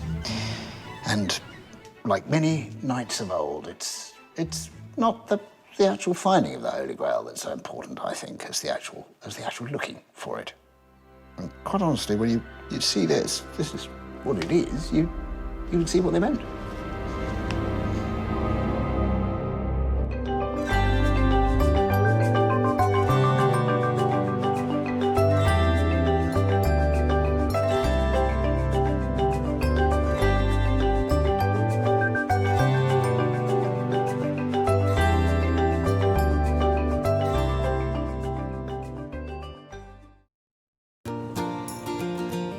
I'm setting out on a personal odyssey. You see, I was born in Wales, but brought up in Essex. And now, I'm coming back. I want to get to grips with a wonderful, a magical, a remarkable country, Wales. To uncover the true spirit of Wales and the Welsh, I'm given some guidance by a hidden hand. Your challenge is to swim wild in a mountain lake. With each new adventure, I'm set a challenge to test my Celtic credentials. And I found it, the Snowdon Lily.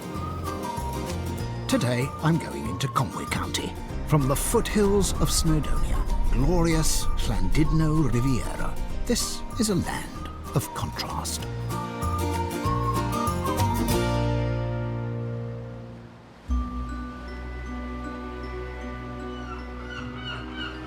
I'm on Great Orme Head in a lighthouse. Well, it used to be a lighthouse, now it's a bed and breakfast, so you can wake up with this extraordinary view of the shipping lanes. If you take the cap off. Oh, well, that's my quest for today. I've got to find myself a Welsh dresser. Why a Welsh dresser? Well, you see, This is very personal, but I know that Welsh people don't inherit money. They don't really inherit houses. What they inherit is furniture. When my uncle was fading, my aunties gathered around and said, Griff, you've got to have the Prince of Wales cupboard. This sort of stuff is handed down by Welsh people traditionally, from family to family. And so it's at the core of what being Welsh is about. Furniture. The question is, am I really going to find a Welsh dresser here by the seaside? Great Orme is a gigantic clump of limestone stretching into the Irish Sea, and I'm at the very end of it. To get back to civilization and start my search, I'm going to take the local bus. Looking directly ahead of us now, we can see St Tudnow's Church. The local bus is actually the Great Orme Vintage Bus Tour. Apparently it's so popular people come back time and time again, even though the script rarely changes. And there is also a public cemetery up there in St Tudnow. What's the secret, I wonder? We've always said that this bus sells the tour. People can recognise the bus. They remember, oh, we used to go to school on buses like this. Nostalgia is a big part of the attraction of the Welsh seaside. Llandudno has been described as the Naples of the North. Coming into town, and before we all get off this bus and head off to the Capri of Prestatyn, I want to see if there's anybody aboard who can help me. There's an antique shop in Llanrwst that sells Welsh dresses. Is there? If you're interested. No, well, that's what I am interested. I'm under instruction to try and find a Welsh dresser. That's what I've got to do. Because it's considered, obviously, to be one of those things that the Welsh are quite keen I think most on people their have probably sold them to the Americans for a lot Really? of money. That's the problem. People who come to Llandudno love these old seaside resorts, but don't have any passion left for old furniture. Nor, I fear, are the local shopkeepers going to help me much. Yep, what a magnificent trip. All that was lacking was the sing-song. And here is the glorious promenade. Developed in the 1860s and 70s for the middle classes of nearby Liverpool and Manchester, Llandudno is a classic Victorian seaside resort. Because most of it is privately owned and governed by a single family, the Mostins, Llandudno has consciously resisted the worst ravages of commercialism. But it has allowed the seductions of the deck chair. Yes, sir. Can I hire a deck chair? Certainly, sir. That'll be £1.50. Yours still just before 5. If you could return it to me here, we'd be grateful.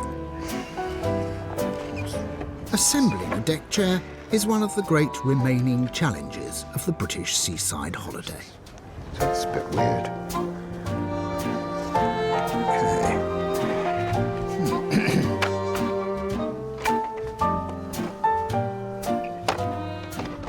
I'm joining the population of Llandudno in sitting facing away from the sea, which has been, for one reason or another, turned into a wind farm.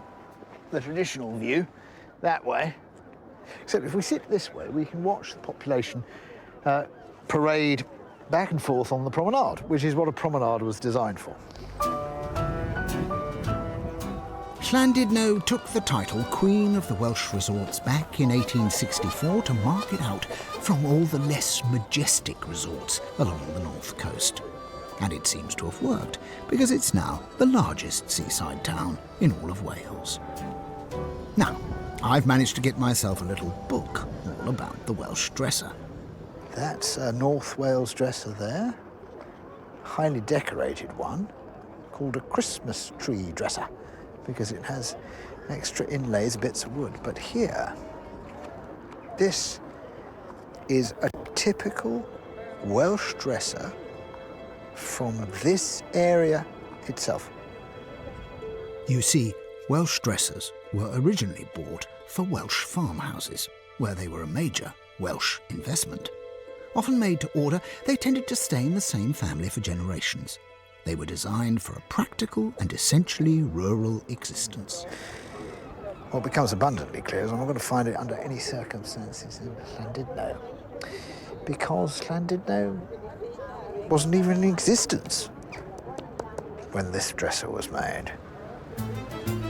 It's obvious I've got to get out into the sticks.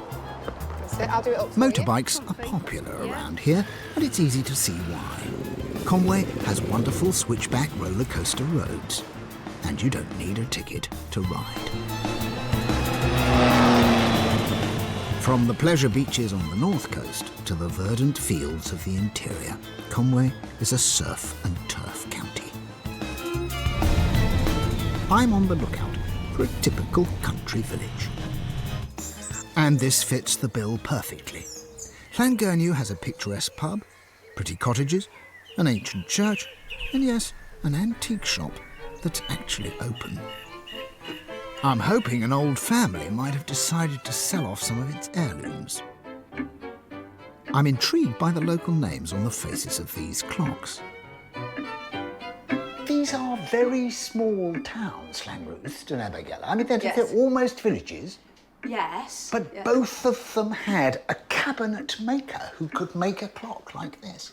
They had a clockmaker in this village, which is even a smaller village, and we've had several clocks made in this village as well. And I'm just noticing that I can't see any dressers. Do you have any dressers? Not today, I'm sorry, no. When we first started here, over 30 years ago, dressers would turn up quite regularly, but now they don't. I think the families are holding on to them. Are they? Quite often it'd be The days when you could pick up a Welsh dresser in a little country antique shop are clearly gone. I'm going to turn my attention to wood, the raw material of the dresser, and to the farmers who owned them. As you follow the valleys up into the countryside, it's like going back in time, and that's because this is mixed farming around here. On the tops, you've got the sheep. Down by the riverside, you've got the dairy cattle, and all around you, they're growing crops still. A mixture of everything. And it's verdant and soothing and very beautiful. 300 years ago, land-owning farmers were amongst the wealthiest people in Wales. These were the people for whom the Welsh dresser was originally made. The fact is that farmers and wood have always been plentiful in Conway. It should be the perfect place to track down a dresser. Welsh furniture means Welsh oak, but periods of drought here in the shadow of Snowdonia have taken their toll. That tree drinks 80 gallons of water a day. And this tree probably isn't getting enough, and that's one of the reasons why it's got these bare branches. We think of what's called oak dieback as being something new, but of course it's not, because Shakespeare talks about stag-headed oaks. And when it doesn't get enough water, it gets weak, and disease gets in. This oak tree is another victim of drought. Maker of timber buildings and a master of furniture, Simon Belfield has had his eye on this potential source of planks for quite a while. So what's happened to this tree, Simon? This tree has died several years ago, primarily because of the fungus that's got at it, that's induced by stress in drought conditions. Let's get back a bit, that's it. We all need to get back. All get back. That's it, good. Simon is about to give me a masterclass in tree felling. First, he cuts away a number of buttresses from around the tree's massive trunk. This reduces the girth, and it enables him to gain access to slice through the central core of the tree. Once that's done, a wedge is driven into place. How far? Keep going. It's the beginning of the end. You can see the branches quivering. One final tweak from Simon, and the job is done.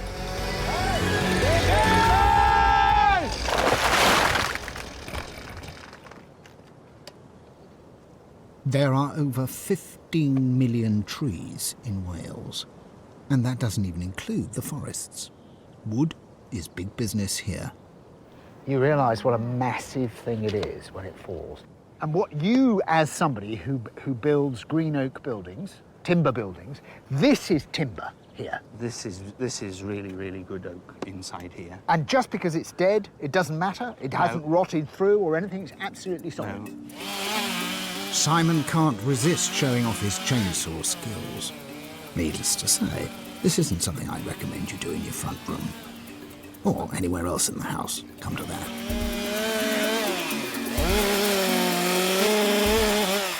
Is that my throne? It is. Well, we take this little bit away here, look. Oh. And that's what we're left with. Sweet. A little archbishop's chair. That is my first bit of Welsh furniture. Magnificent. It's not a dresser, though.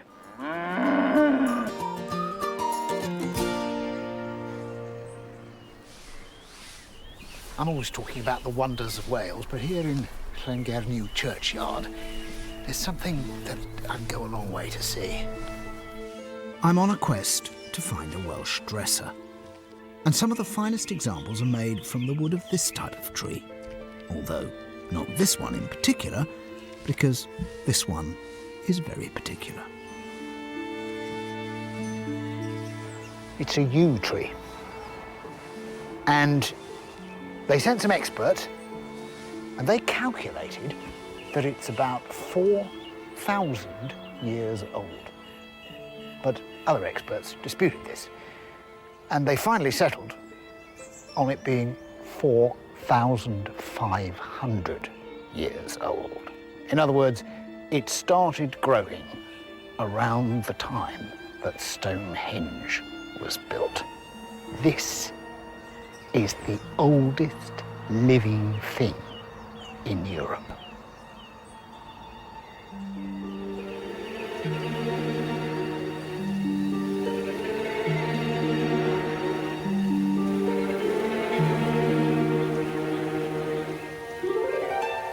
And it really sets the hairs on the back of your neck going to think about it. Perhaps one of the reasons the yew has such a long and unhindered life is that nobody tends to go near it, and for good reason. It's extremely poisonous. So, it should have every chance of surviving for another 4,500 years. If the yew is one of the oldest trees in Wales, this is one of the newest, a recent import and a vigorous one. This is a plantation of Douglas fir, and it's about 50 years old, and it was planted here in order to provide pit props for the mining industry. A native of North America, the Douglas fir is in fact an alien, and one that has already become the tallest tree in Wales. When these trees were planted as an emergency measure 50 years ago, the Welsh mining industry was still thriving. Like most emergency measures, though, by the time the trees had grown, the emergency had passed. Today, instead of supporting mine shafts, these trees are supporting a new generation of thrill-seeking tourists. Let go of the rope and make your way across. Big boys course, remember? Jason is my own personal drill sergeant here on the high-anxiety training course at Treetop Adventure. What's the record? You're not breaking it, don't worry. Really? In America, the Douglas fir produces more timber than any other species of tree. It's named after Scottish botanist and explorer David Douglas, who introduced it to Britain in 1827. Little did he know what heinous uses it would be put to. I can't hug two at once. The course is designed to get harder and harder the further you go, and you can't turn back either. Your feet will follow where your eyes are looking. I can't. That's it. I can't do it. Yep. Just look ahead. Just look ahead. That's it. That's it. Now the right hand. And then bring your foot over. That's it. Now, lean forward. No, don't walk your feet. I can't. Let your body go first. That's it. I've realised now why people hug trees.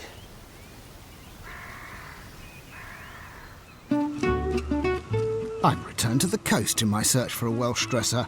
After they put me down, I needed a pick-me-up. Good afternoon. What a fantastic tea bar. Thank you. Can I Yes. have a double espresso? Certainly. It's a stronger coffee. John Hughes is bringing coffee nirvana to North Wales, something I wholeheartedly endorse. So this is the Ethiopian Yirgacheffe. After savouring my Ethiopian Yirgacheffe and helping him close up for the day, he kindly offers me a lift in a Citroën van the French call Nez le Cochon, or Pig's Nose. And suddenly, I could be on the sun-baked shores of the French Mediterranean without the sun.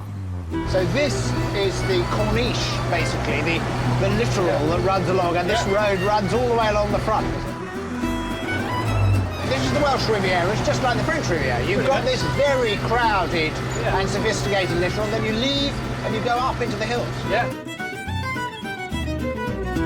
Having failed to find a Welsh dresser in the countryside, I've come to the county town of Conway, perched on the western bank of the River Conway. The castle is the town's centrepiece. Wales once had as many as 600 castles, 100 of which are still standing. From a distance, it looks like something out of a fairy tale. Up close, the reality is more daunting. Terrifying, isn't it? It was built by Edward I about 750 years ago, and was just one of a stream of castles that he put all around the coast here to finally put us Welsh in our place. By the end of the 13th century, Edward I's troops completely dominated the Principality of Wales. Having established a ring of castles to sustain his occupation, Edward I's English interlopers took up permanent residence in these impenetrable fortresses.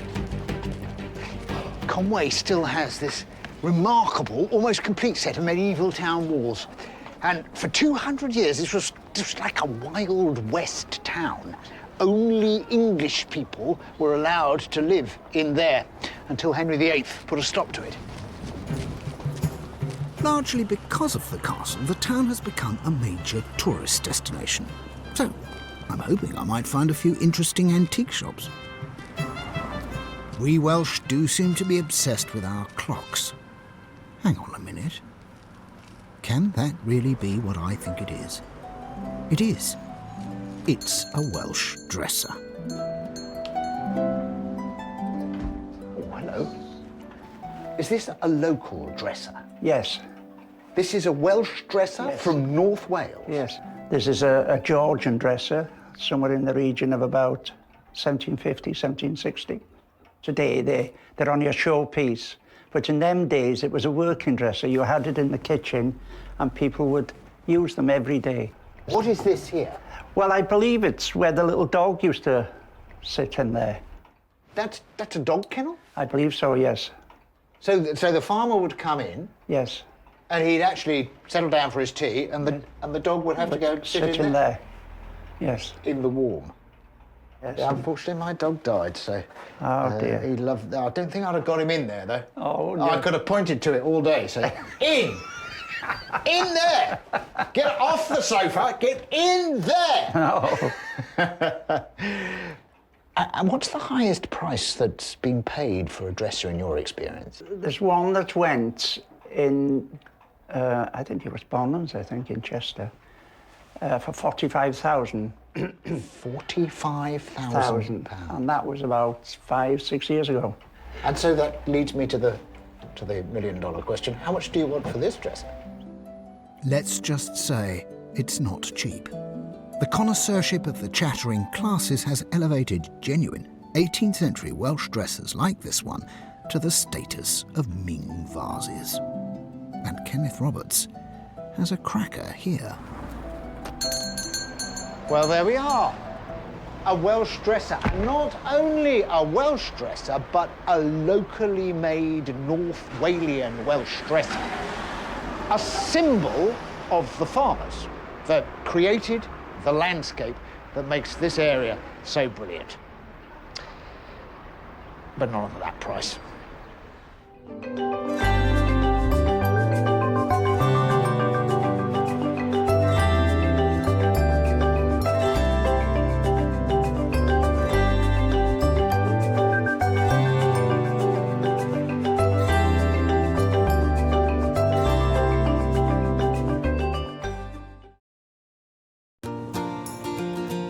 I'm setting out on a personal odyssey. You see, I was born in Wales, but brought up in Essex.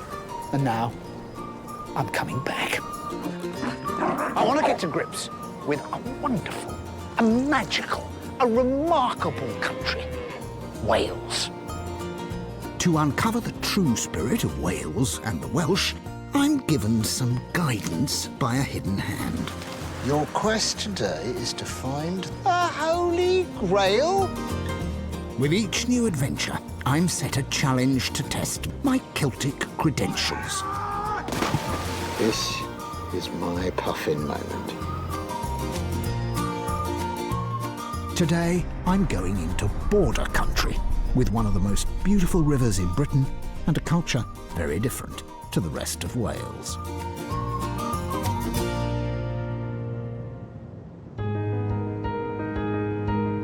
I'm beginning my journey in England. Just 12 miles from Bristol, Old Passage House was built centuries ago to accommodate travellers waiting to take the ferry crossing to Wales. Dating back to the Roman era, the passenger ferry lasted into the 20th century. And in 1926, it was replaced by a car ferry. All that remains of the terminal now are these ruined buildings and a derelict ramp. But given that the Orst car ferry more than half the journey distance between Bristol and Cardiff, it was seen as the height of modernity. This was how the rich and famous got into Wales in the old days. It's said that the little boys from the village used to run down here because from time to time they'd see limousines with pop stars in them, like the Beatles or Tom Jones or Bob Dylan. But that all stopped because in 1966, they opened that.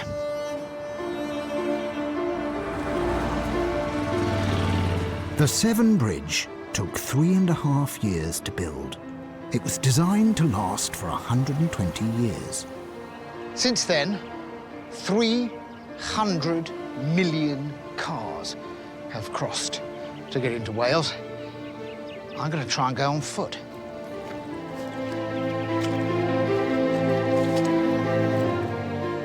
Hello? Yes, I think this must be my challenge. Today, Griff, you must learn and perform the Welsh national anthem. Mae hen Vlad fy nadi. Yup, I've got a way to go. But learning about the Welsh language and getting to grips with Welsh identity is what this adventure is clearly going to be all about. I never learnt Welsh. I was brought up in Epping, where there wasn't a lot of call for it. But where I'm going now, it's going to be useful. First, though, I'm hoping to get a sneak preview of the old country from the top of one of the towers of the Severn Bridge. They're 445 feet high, so the view should be good. Maintenance man Paul Lane has invited me up. Look at that. Wow. So if you follow me this way... Yes? This is the Welsh side. You can immediately see the change in landscape. The thing that makes Wales what it is. The up and the down of it. The hills and the valleys. You can see Cardiff from up here. That's where I was born. This is a suspension bridge, which means that the whole structure is supported by 2 cables slung between the 2 steel towers. These hefty cables are made from 8,322 5mm wires, and every so often they need to be checked, hence the maintenance men. One of the things that we do is we regularly walk the cables, so we do it on foot. You walk out on those cables? That's right. We have to walk it. It's the only way to get close enough to see what we need to see. You can guess the rest, I'm sure. Well, they claim to be a bit short-staffed. This is worse than skydiving. Because skydiving, you're supposed to fall out. That's it. Place your hand on there and then gradually feed your body up through. Yes, I have. And stand vertical. Are we okay? Walk towards me a bit now. I finally understand the true meaning of the word vertigo. I'm now standing on the cables that are holding up the bridge. They're sealed inside a protective metal sheath, and that sheath is a tube. So, that feels very weird and round, what's underneath me. And I get this terrible feeling that any misstep would take me somewhere where I wouldn't necessarily want to go. Yes? Keep coming. Yeah. What we're going to do, we're going to be checking these boats here. Are we? Wow. I tell you what, you guys, you really are steeplejacks. The Severn Bridge actually crosses two rivers. The broader river is the Severn, but the smaller is the Wye. And it's the course of this river I'm going to follow as I head on into border country. But there's something else I want to see first.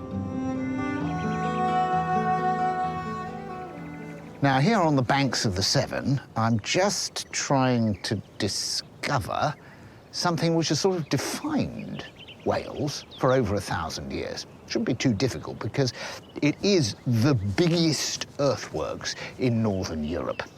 It's Offa's Dyke, and the extraordinary thing about it is that nobody really knows what it was built for. Offa's Dyke stretches from where I am now on the Severn estuary all the way up to the River Dee in the north. It was the ancient border that divided England from Wales. But who was keeping out who? Jim Saunders has spent half his life studying Offa's Dyke. Given that it was built more than 1,200 years ago, most of the dyke has long since crumbled to nothing. This small section here is one of the best preserved. But what exactly is it? There's a bank of earth and there's a ditch, and the ditch is normally on the Welsh side, which suggests that its function was to stop people climbing over it. But Jim, we can see this is the ditch over here. Yep. And this is the rampart, or the wall. And they used the earth to build this massive rampart. Apparently, yes. It's a work of gigantic effort. I mean, much bigger than the pyramids. It's a huge undertaking. And the path goes on for 177 miles. The dyke is named after King Offa, who was king of Mercia, which is basically what we know as England now.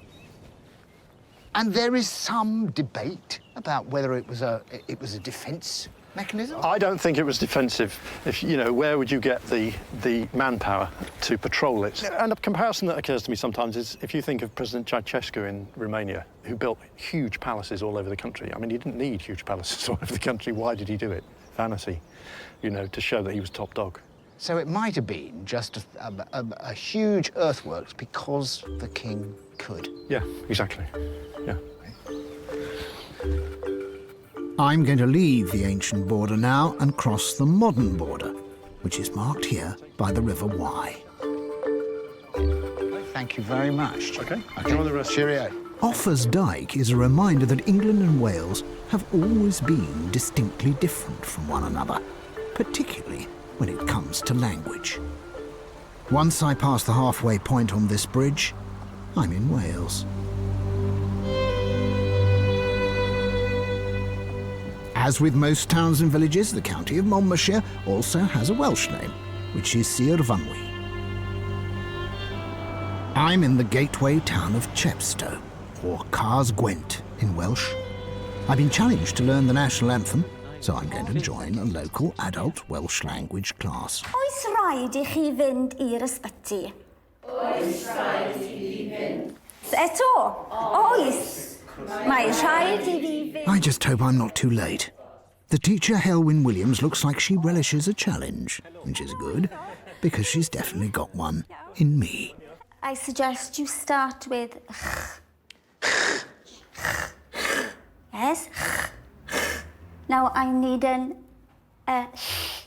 Wait a minute, wait. That just sounds like only slightly different. You need... It's like an L. Put your tongue at the top of your mouth as if you're saying L.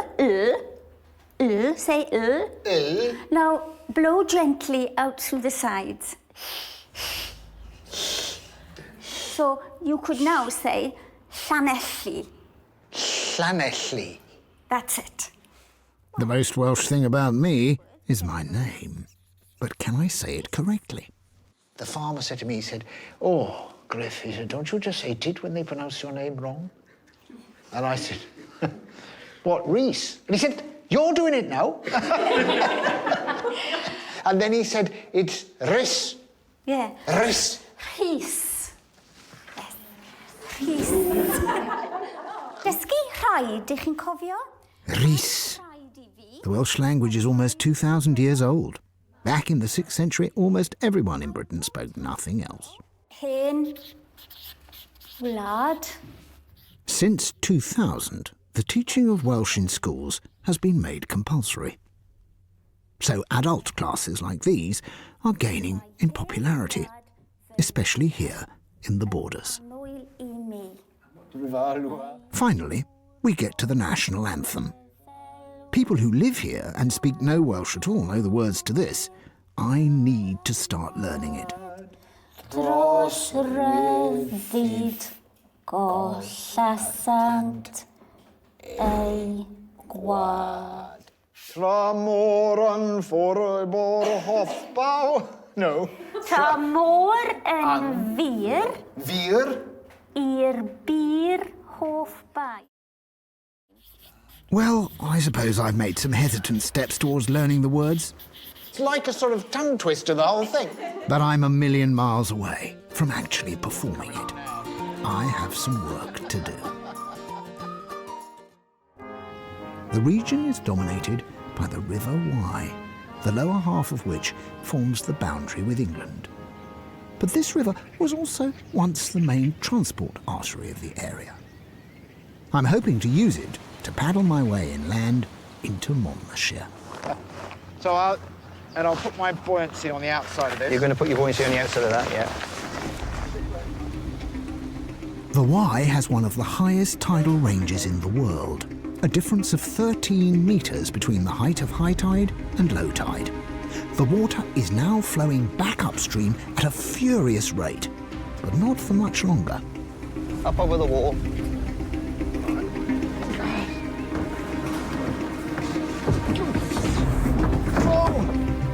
Yep, we've capsized already, and we're not even on the water.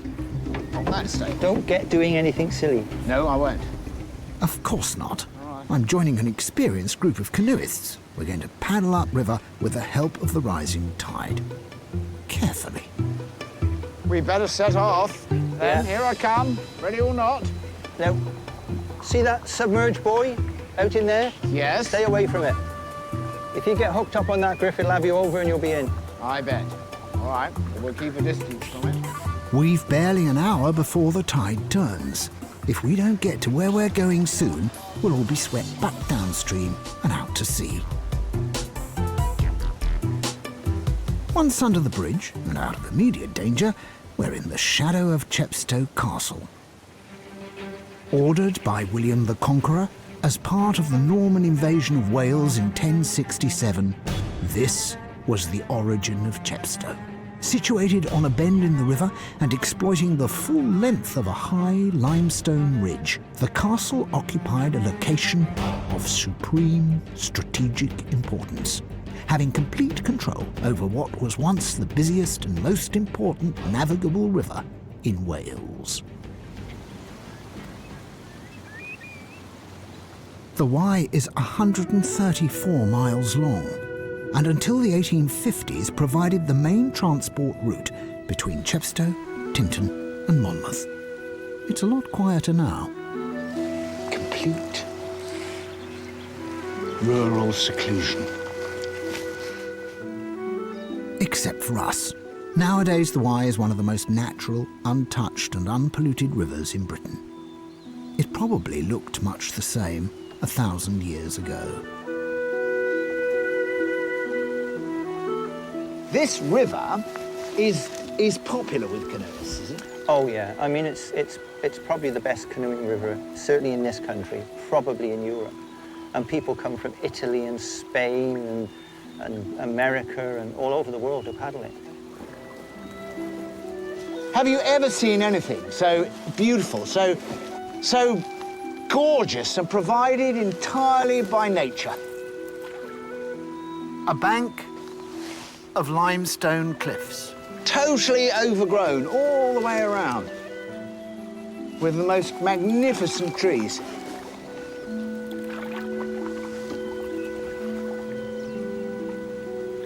This is precisely how early tourists would have first seen one of the most famous ruins in Wales, Tintern Abbey. Dating back almost 1,000 years, Tintern was built for an order of Cistercian monks. But like most monasteries, it was virtually destroyed by Henry VIII in the early 16th century. For hundreds of years, it stood untended, unloved, and largely unseen. But in the 18th and 19th centuries, it was rediscovered by the first wave of so-called romantic tourists seeking out picturesque landscapes to enthuse about. Tintern fitted the bill perfectly. Gilpin and Wordsworth wrote about it, then the great painter Turner immortalised it. 200 years later, the poets and the artists are still coming.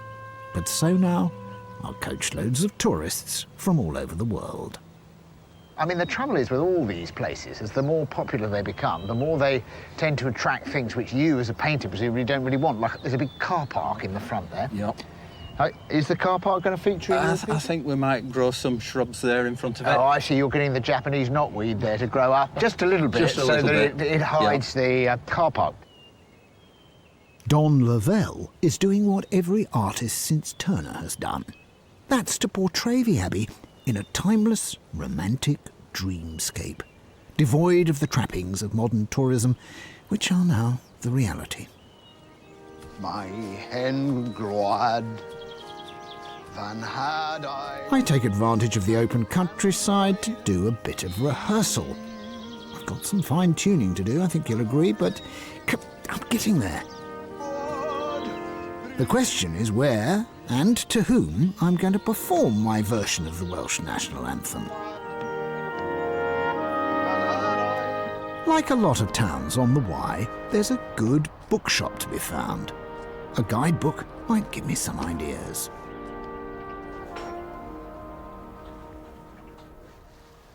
There seems to be every single guidebook ever written to Wales here.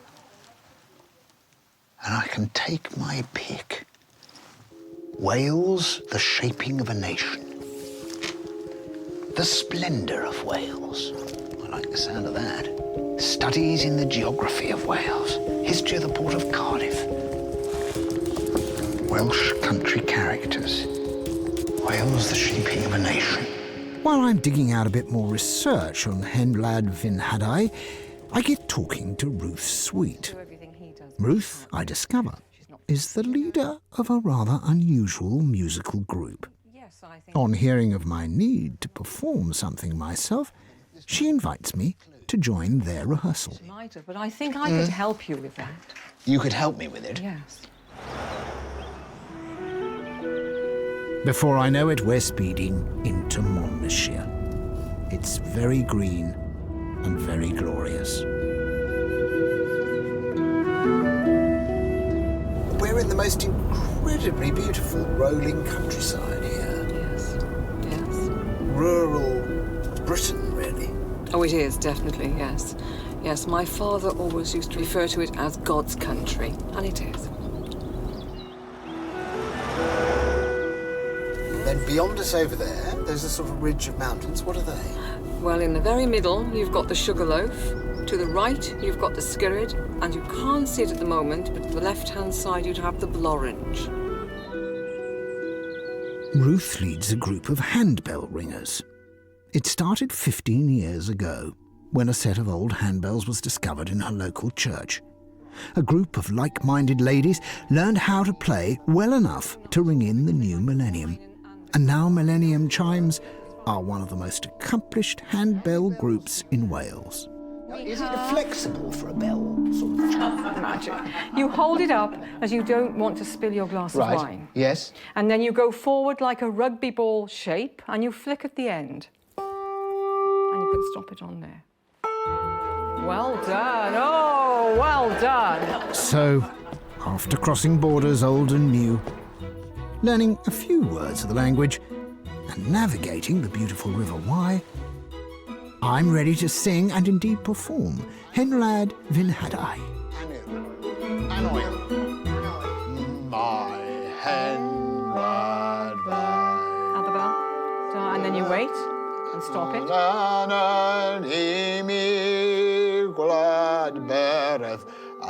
Oh, right, glad bereth.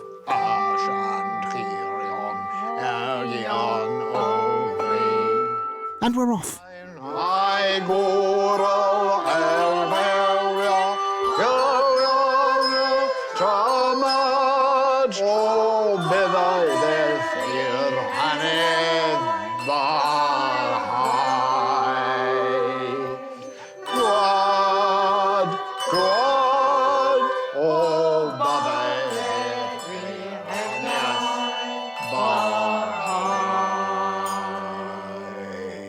There we are.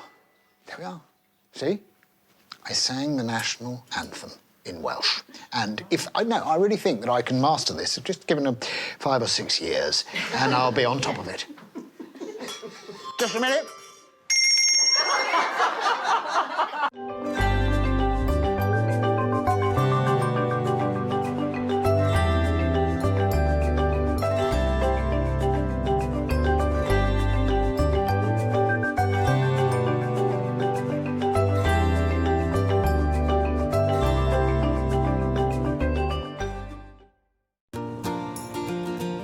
I'm setting out on a personal odyssey.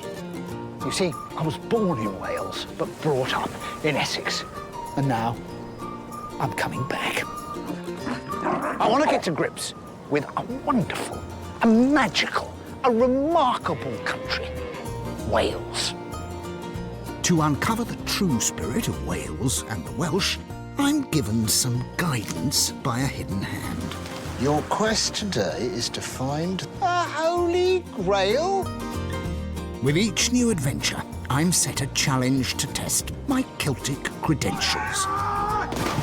This is my puffin moment. Today, I'm going into the Brecon Beacons. Stretching over 7 counties, this is the least known but most distinctive national park in Wales.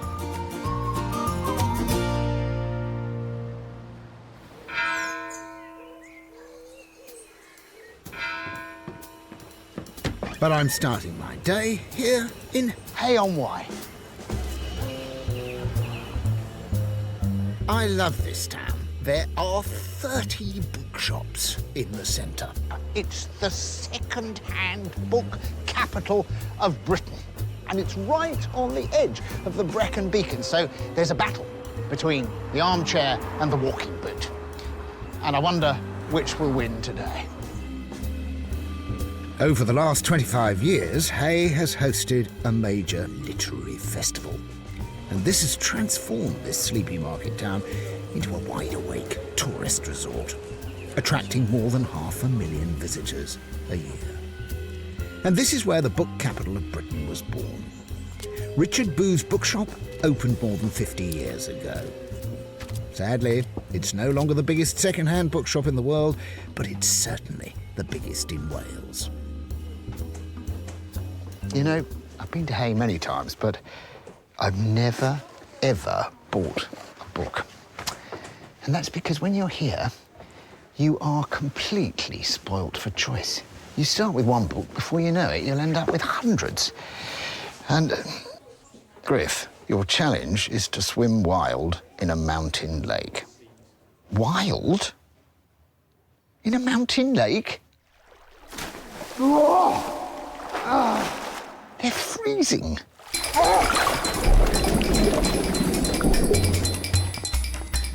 You see, every week I'm given this mission, and of course it's totally appropriate because round here the lakes are full of legends, the rivers are full of fish, the clouds are full of rain.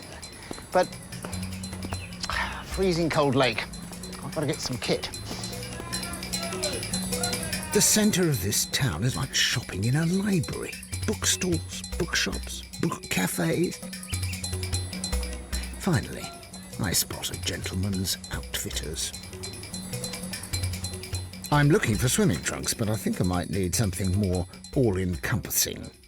Rain is forecast. Just like a poncho cape with a hood on it. It looks as if I'm heading for the North Sea. Yeah, it's a pretty durable, heavyweight sort of gear. It's not like something you get at a theme park. I've got one last question for you. Do you have any wild swimmers coming here? Every now and again, yeah, a few people come down. So, do you sell swimming costumes?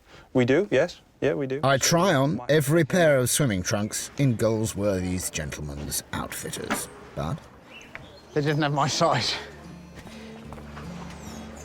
It happens that I've arrived in Hay on rather an auspicious day, because it's the 75th birthday of Richard Booth, the very man who opened Hay's first second-hand bookshop and who began this book madness.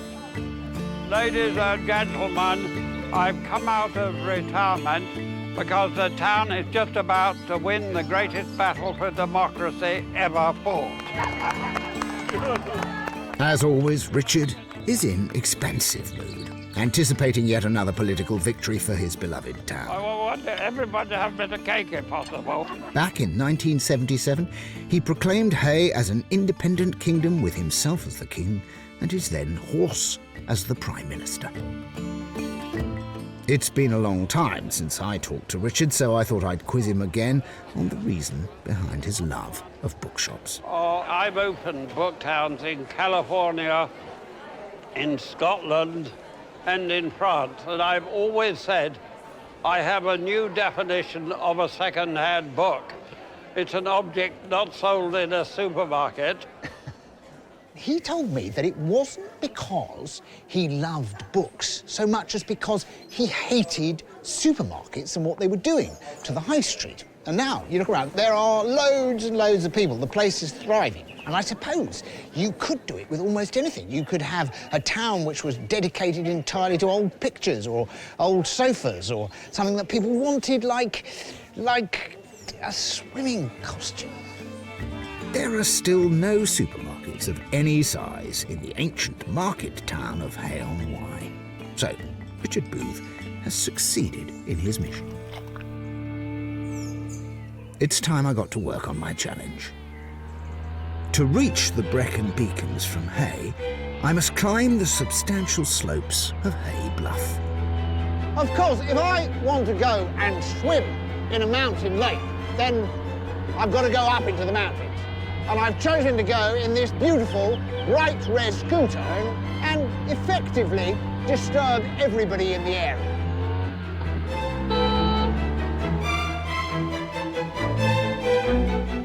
The Brecon Beacons are a range of smooth, steep-sided, flat-topped red sandstone peaks, the tallest of which, Pen y Fan, is the highest mountain in South Wales. When the Romans came to Wales in 43 AD, they stationed more than 600 soldiers here.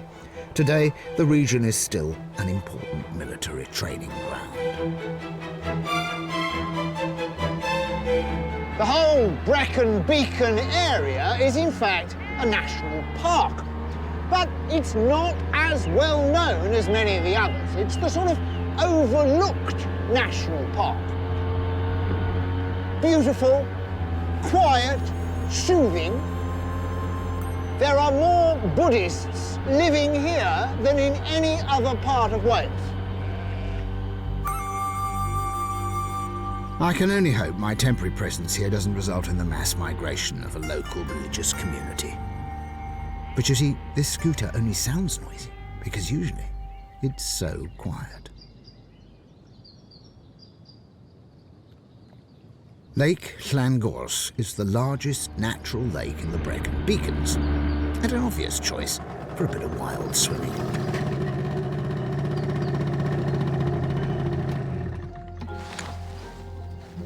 go swimming. It's the blue-green algae, apparently. Blue or green, not something you want either on you or in you. But I'm not leaving without taking a peek at this vast body of water. What's remarkable is the way that this whole landscape was formed by water. Most of it originally carved out by huge lumps of ice drifting on down south. The Ice Age dug out these valleys and smoothed out these hills, and ever since then, the constant downpour of Welsh rain has smoothed it off and added a gorgeous green carpet all over it. Just as well I didn't plunge in, really. Like Loch Ness, Llangorst Lake is blessed with its own monster, or avanc, as we Welsh call it.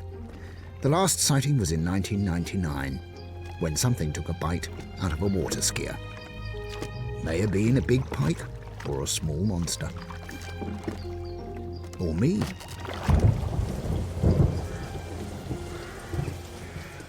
In Wales, rain is not uncommon. But today is a little bit disappointing because I'm booked to get up into the sky in search of my mountain lake.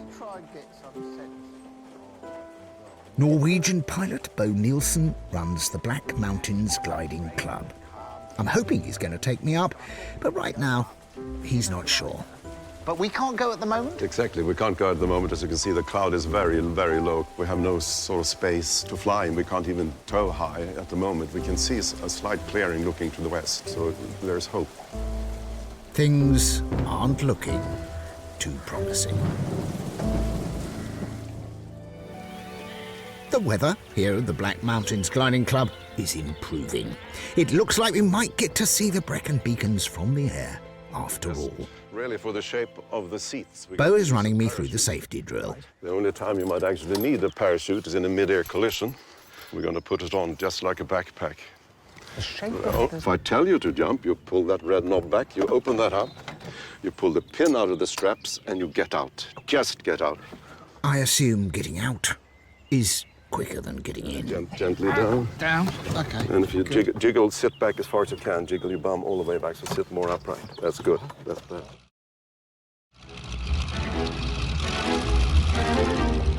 A glider has no power of its own, so we need some assistance to get off the ground. The glider is attached to the tow plane by a cable.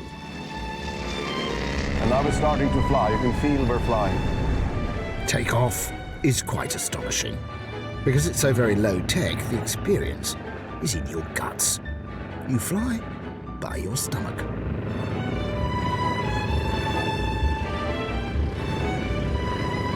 How does he know when to release you? You'll give him a signal? I will release from him, so I'm going to do that now. So here we go. Okay. Do you want to do a little bit of flying? That's it. We're on our own. No turning back. The silence is very loud indeed. This is the most spectacular view I've had of Wales in my entire journey through Wales.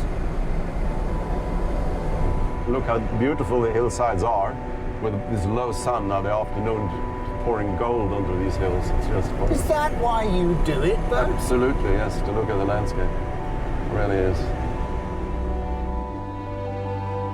The Brecon beacons are supposedly named after the ancient practice of lighting signal fires or beacons on mountain tops to warn of attack from invaders. From our vantage point, you can see how that works. The hills roll away to the west. Now, Griff, do you want to do a little bit of flying? Yes. Okay. So if you come on the controls... I say this reluctantly, you understand, particularly as Bo is about to pull a rather scary trick. We'll do a little exercise like I usually do with everybody. If you clap your hands now, clap your hands. And can you hear me clapping my hands at the same time? Yes. It flies actually very well on its own, so we just help it and guide it towards where we want to go. Okay. So if you want to go straight ahead, you have control. Relax your hand forward a little. Gliding actually has a very good safety record. I just hope I'm not about to change that. Right. So first of all, look out. Is it safe? Look straight ahead and turn right. Okay. I'm getting my... Okay, I'm dipping too much, am I? That's all right. Wonderful. Right. I can go to sleep now, you do the rest.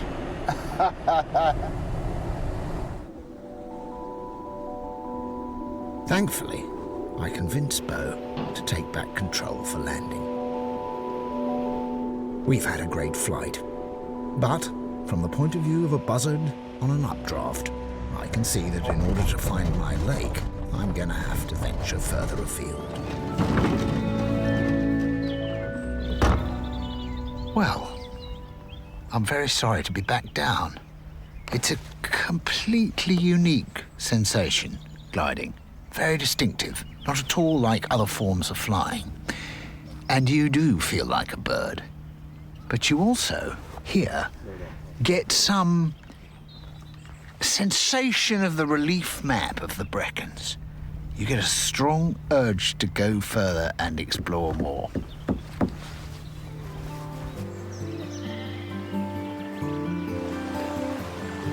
Water is the key element here in the Brecon Beacons. It's everywhere you look, and everywhere you can't look too. In other words, deep underground. So Griff, just be careful here. Just keep right up to this side here, okay? To discover more about the subterranean wonders of the region, I've met up with Gary Evans. So, Gary, this is the cave we have come to see. Indeed it is. Streams pour out of cave openings like this one throughout the region. But what is it about the geology of the area that creates the landscape? In past areas. Well, this is limestone where we are now, and it's basically been formed 330 million years ago in a tropical sea somewhere around the equator. At that time, the seas were teeming with life, like we can't imagine now. And so as those creatures died and fell to the bottom and corals collapsed and died, that's what formed the limestone. How does this create caves, then? When the rain falls, it picks up carbon from the air and from the soil, and it forms a weak acid, a carbonic acid. Yes. And that is able to dissolve the limestone, and that's how it makes the caves. And some of the caves here are world-class caves, really, in terms of their length, in terms of the sport involved in it, and in terms of what you can see in them. How big are the caves that you find here, then? So this cave is about 1 kilometre in length, but it's small compared to other caves in the area, which can be up to 85 kilometres long. Huge. Huge, and difficult to navigate in unless you've got a map. Potholes go up and down, and caves go sideways. And daring sportsmen explore both in what is claimed to be the biggest cave system in the whole of Europe.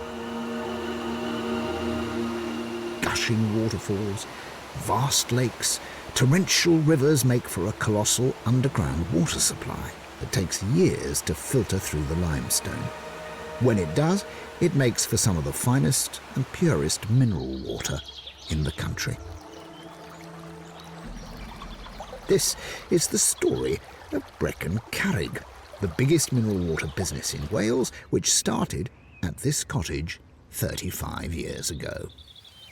The water takes its name from the nearby ruins of Castle Cerrig Kennan on the edge of the Brecon Beacons.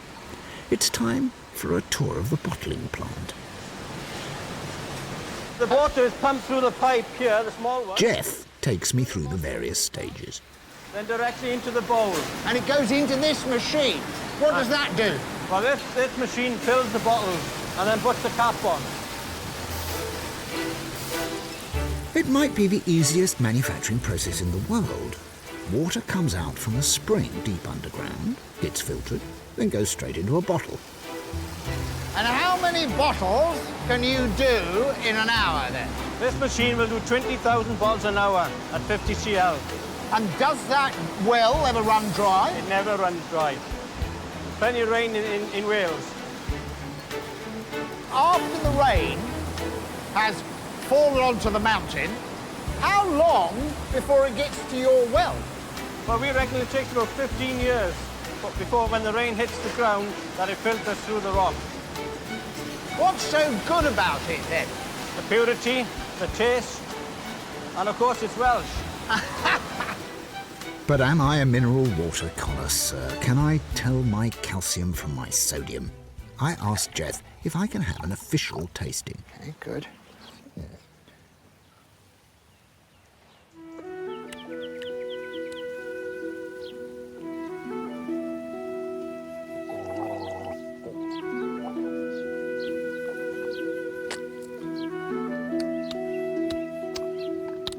Soft, easy on the palate, flavourless water. Refreshing. Refreshing, yes, of course, yeah. But it is still, well, it's still water. Yeah, raining again. Every year between 4 and 5 feet of rain fall on Wales. Let me tell you this, Scotland is wetter. Just. I'm in the town of Brecon. Extreme weather means extreme poncho. I've come to meet wild swimming expert Daniel Start, who I hope is going to point me in the direction of my mountain lake. I'll come out of the rain. Oh, do you know Brecon at all? Well, yeah, I have been here a number of times, usually to warm up after a cold mountain swim, actually. What is the definition of wild swimming?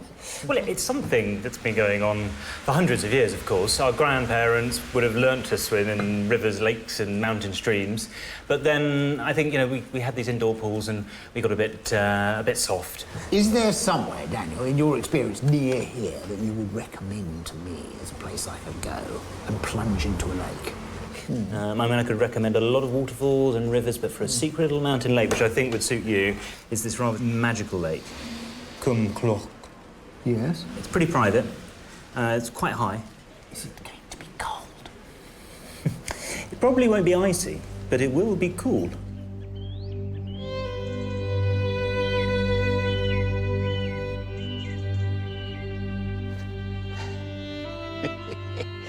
There it is, Llyn Cwm Llwch, my appointment with destiny.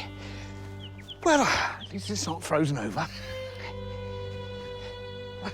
I'm joined by a herd of Welsh mountain ponies, one of the few truly indigenous residents in Brecon Beacons. This semi-wild breed goes back 3,000 years.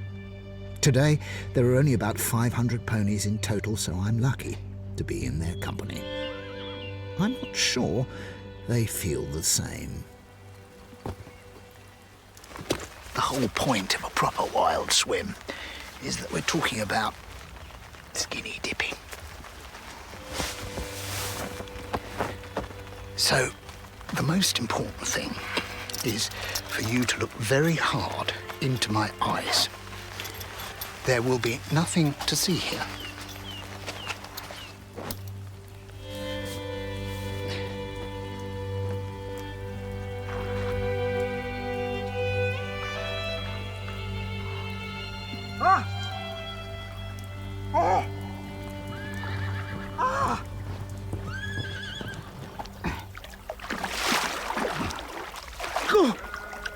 Absolutely no idea why this would make me more Welsh. I'm sure that 99.999% of Welsh people have never done this, but nonetheless, this is my refrigerated baptism.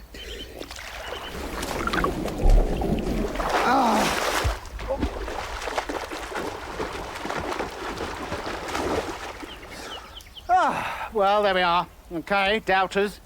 I'm swimming in a Welsh mountain lake. And I have to say, not as bad as I thought, just much, much worse.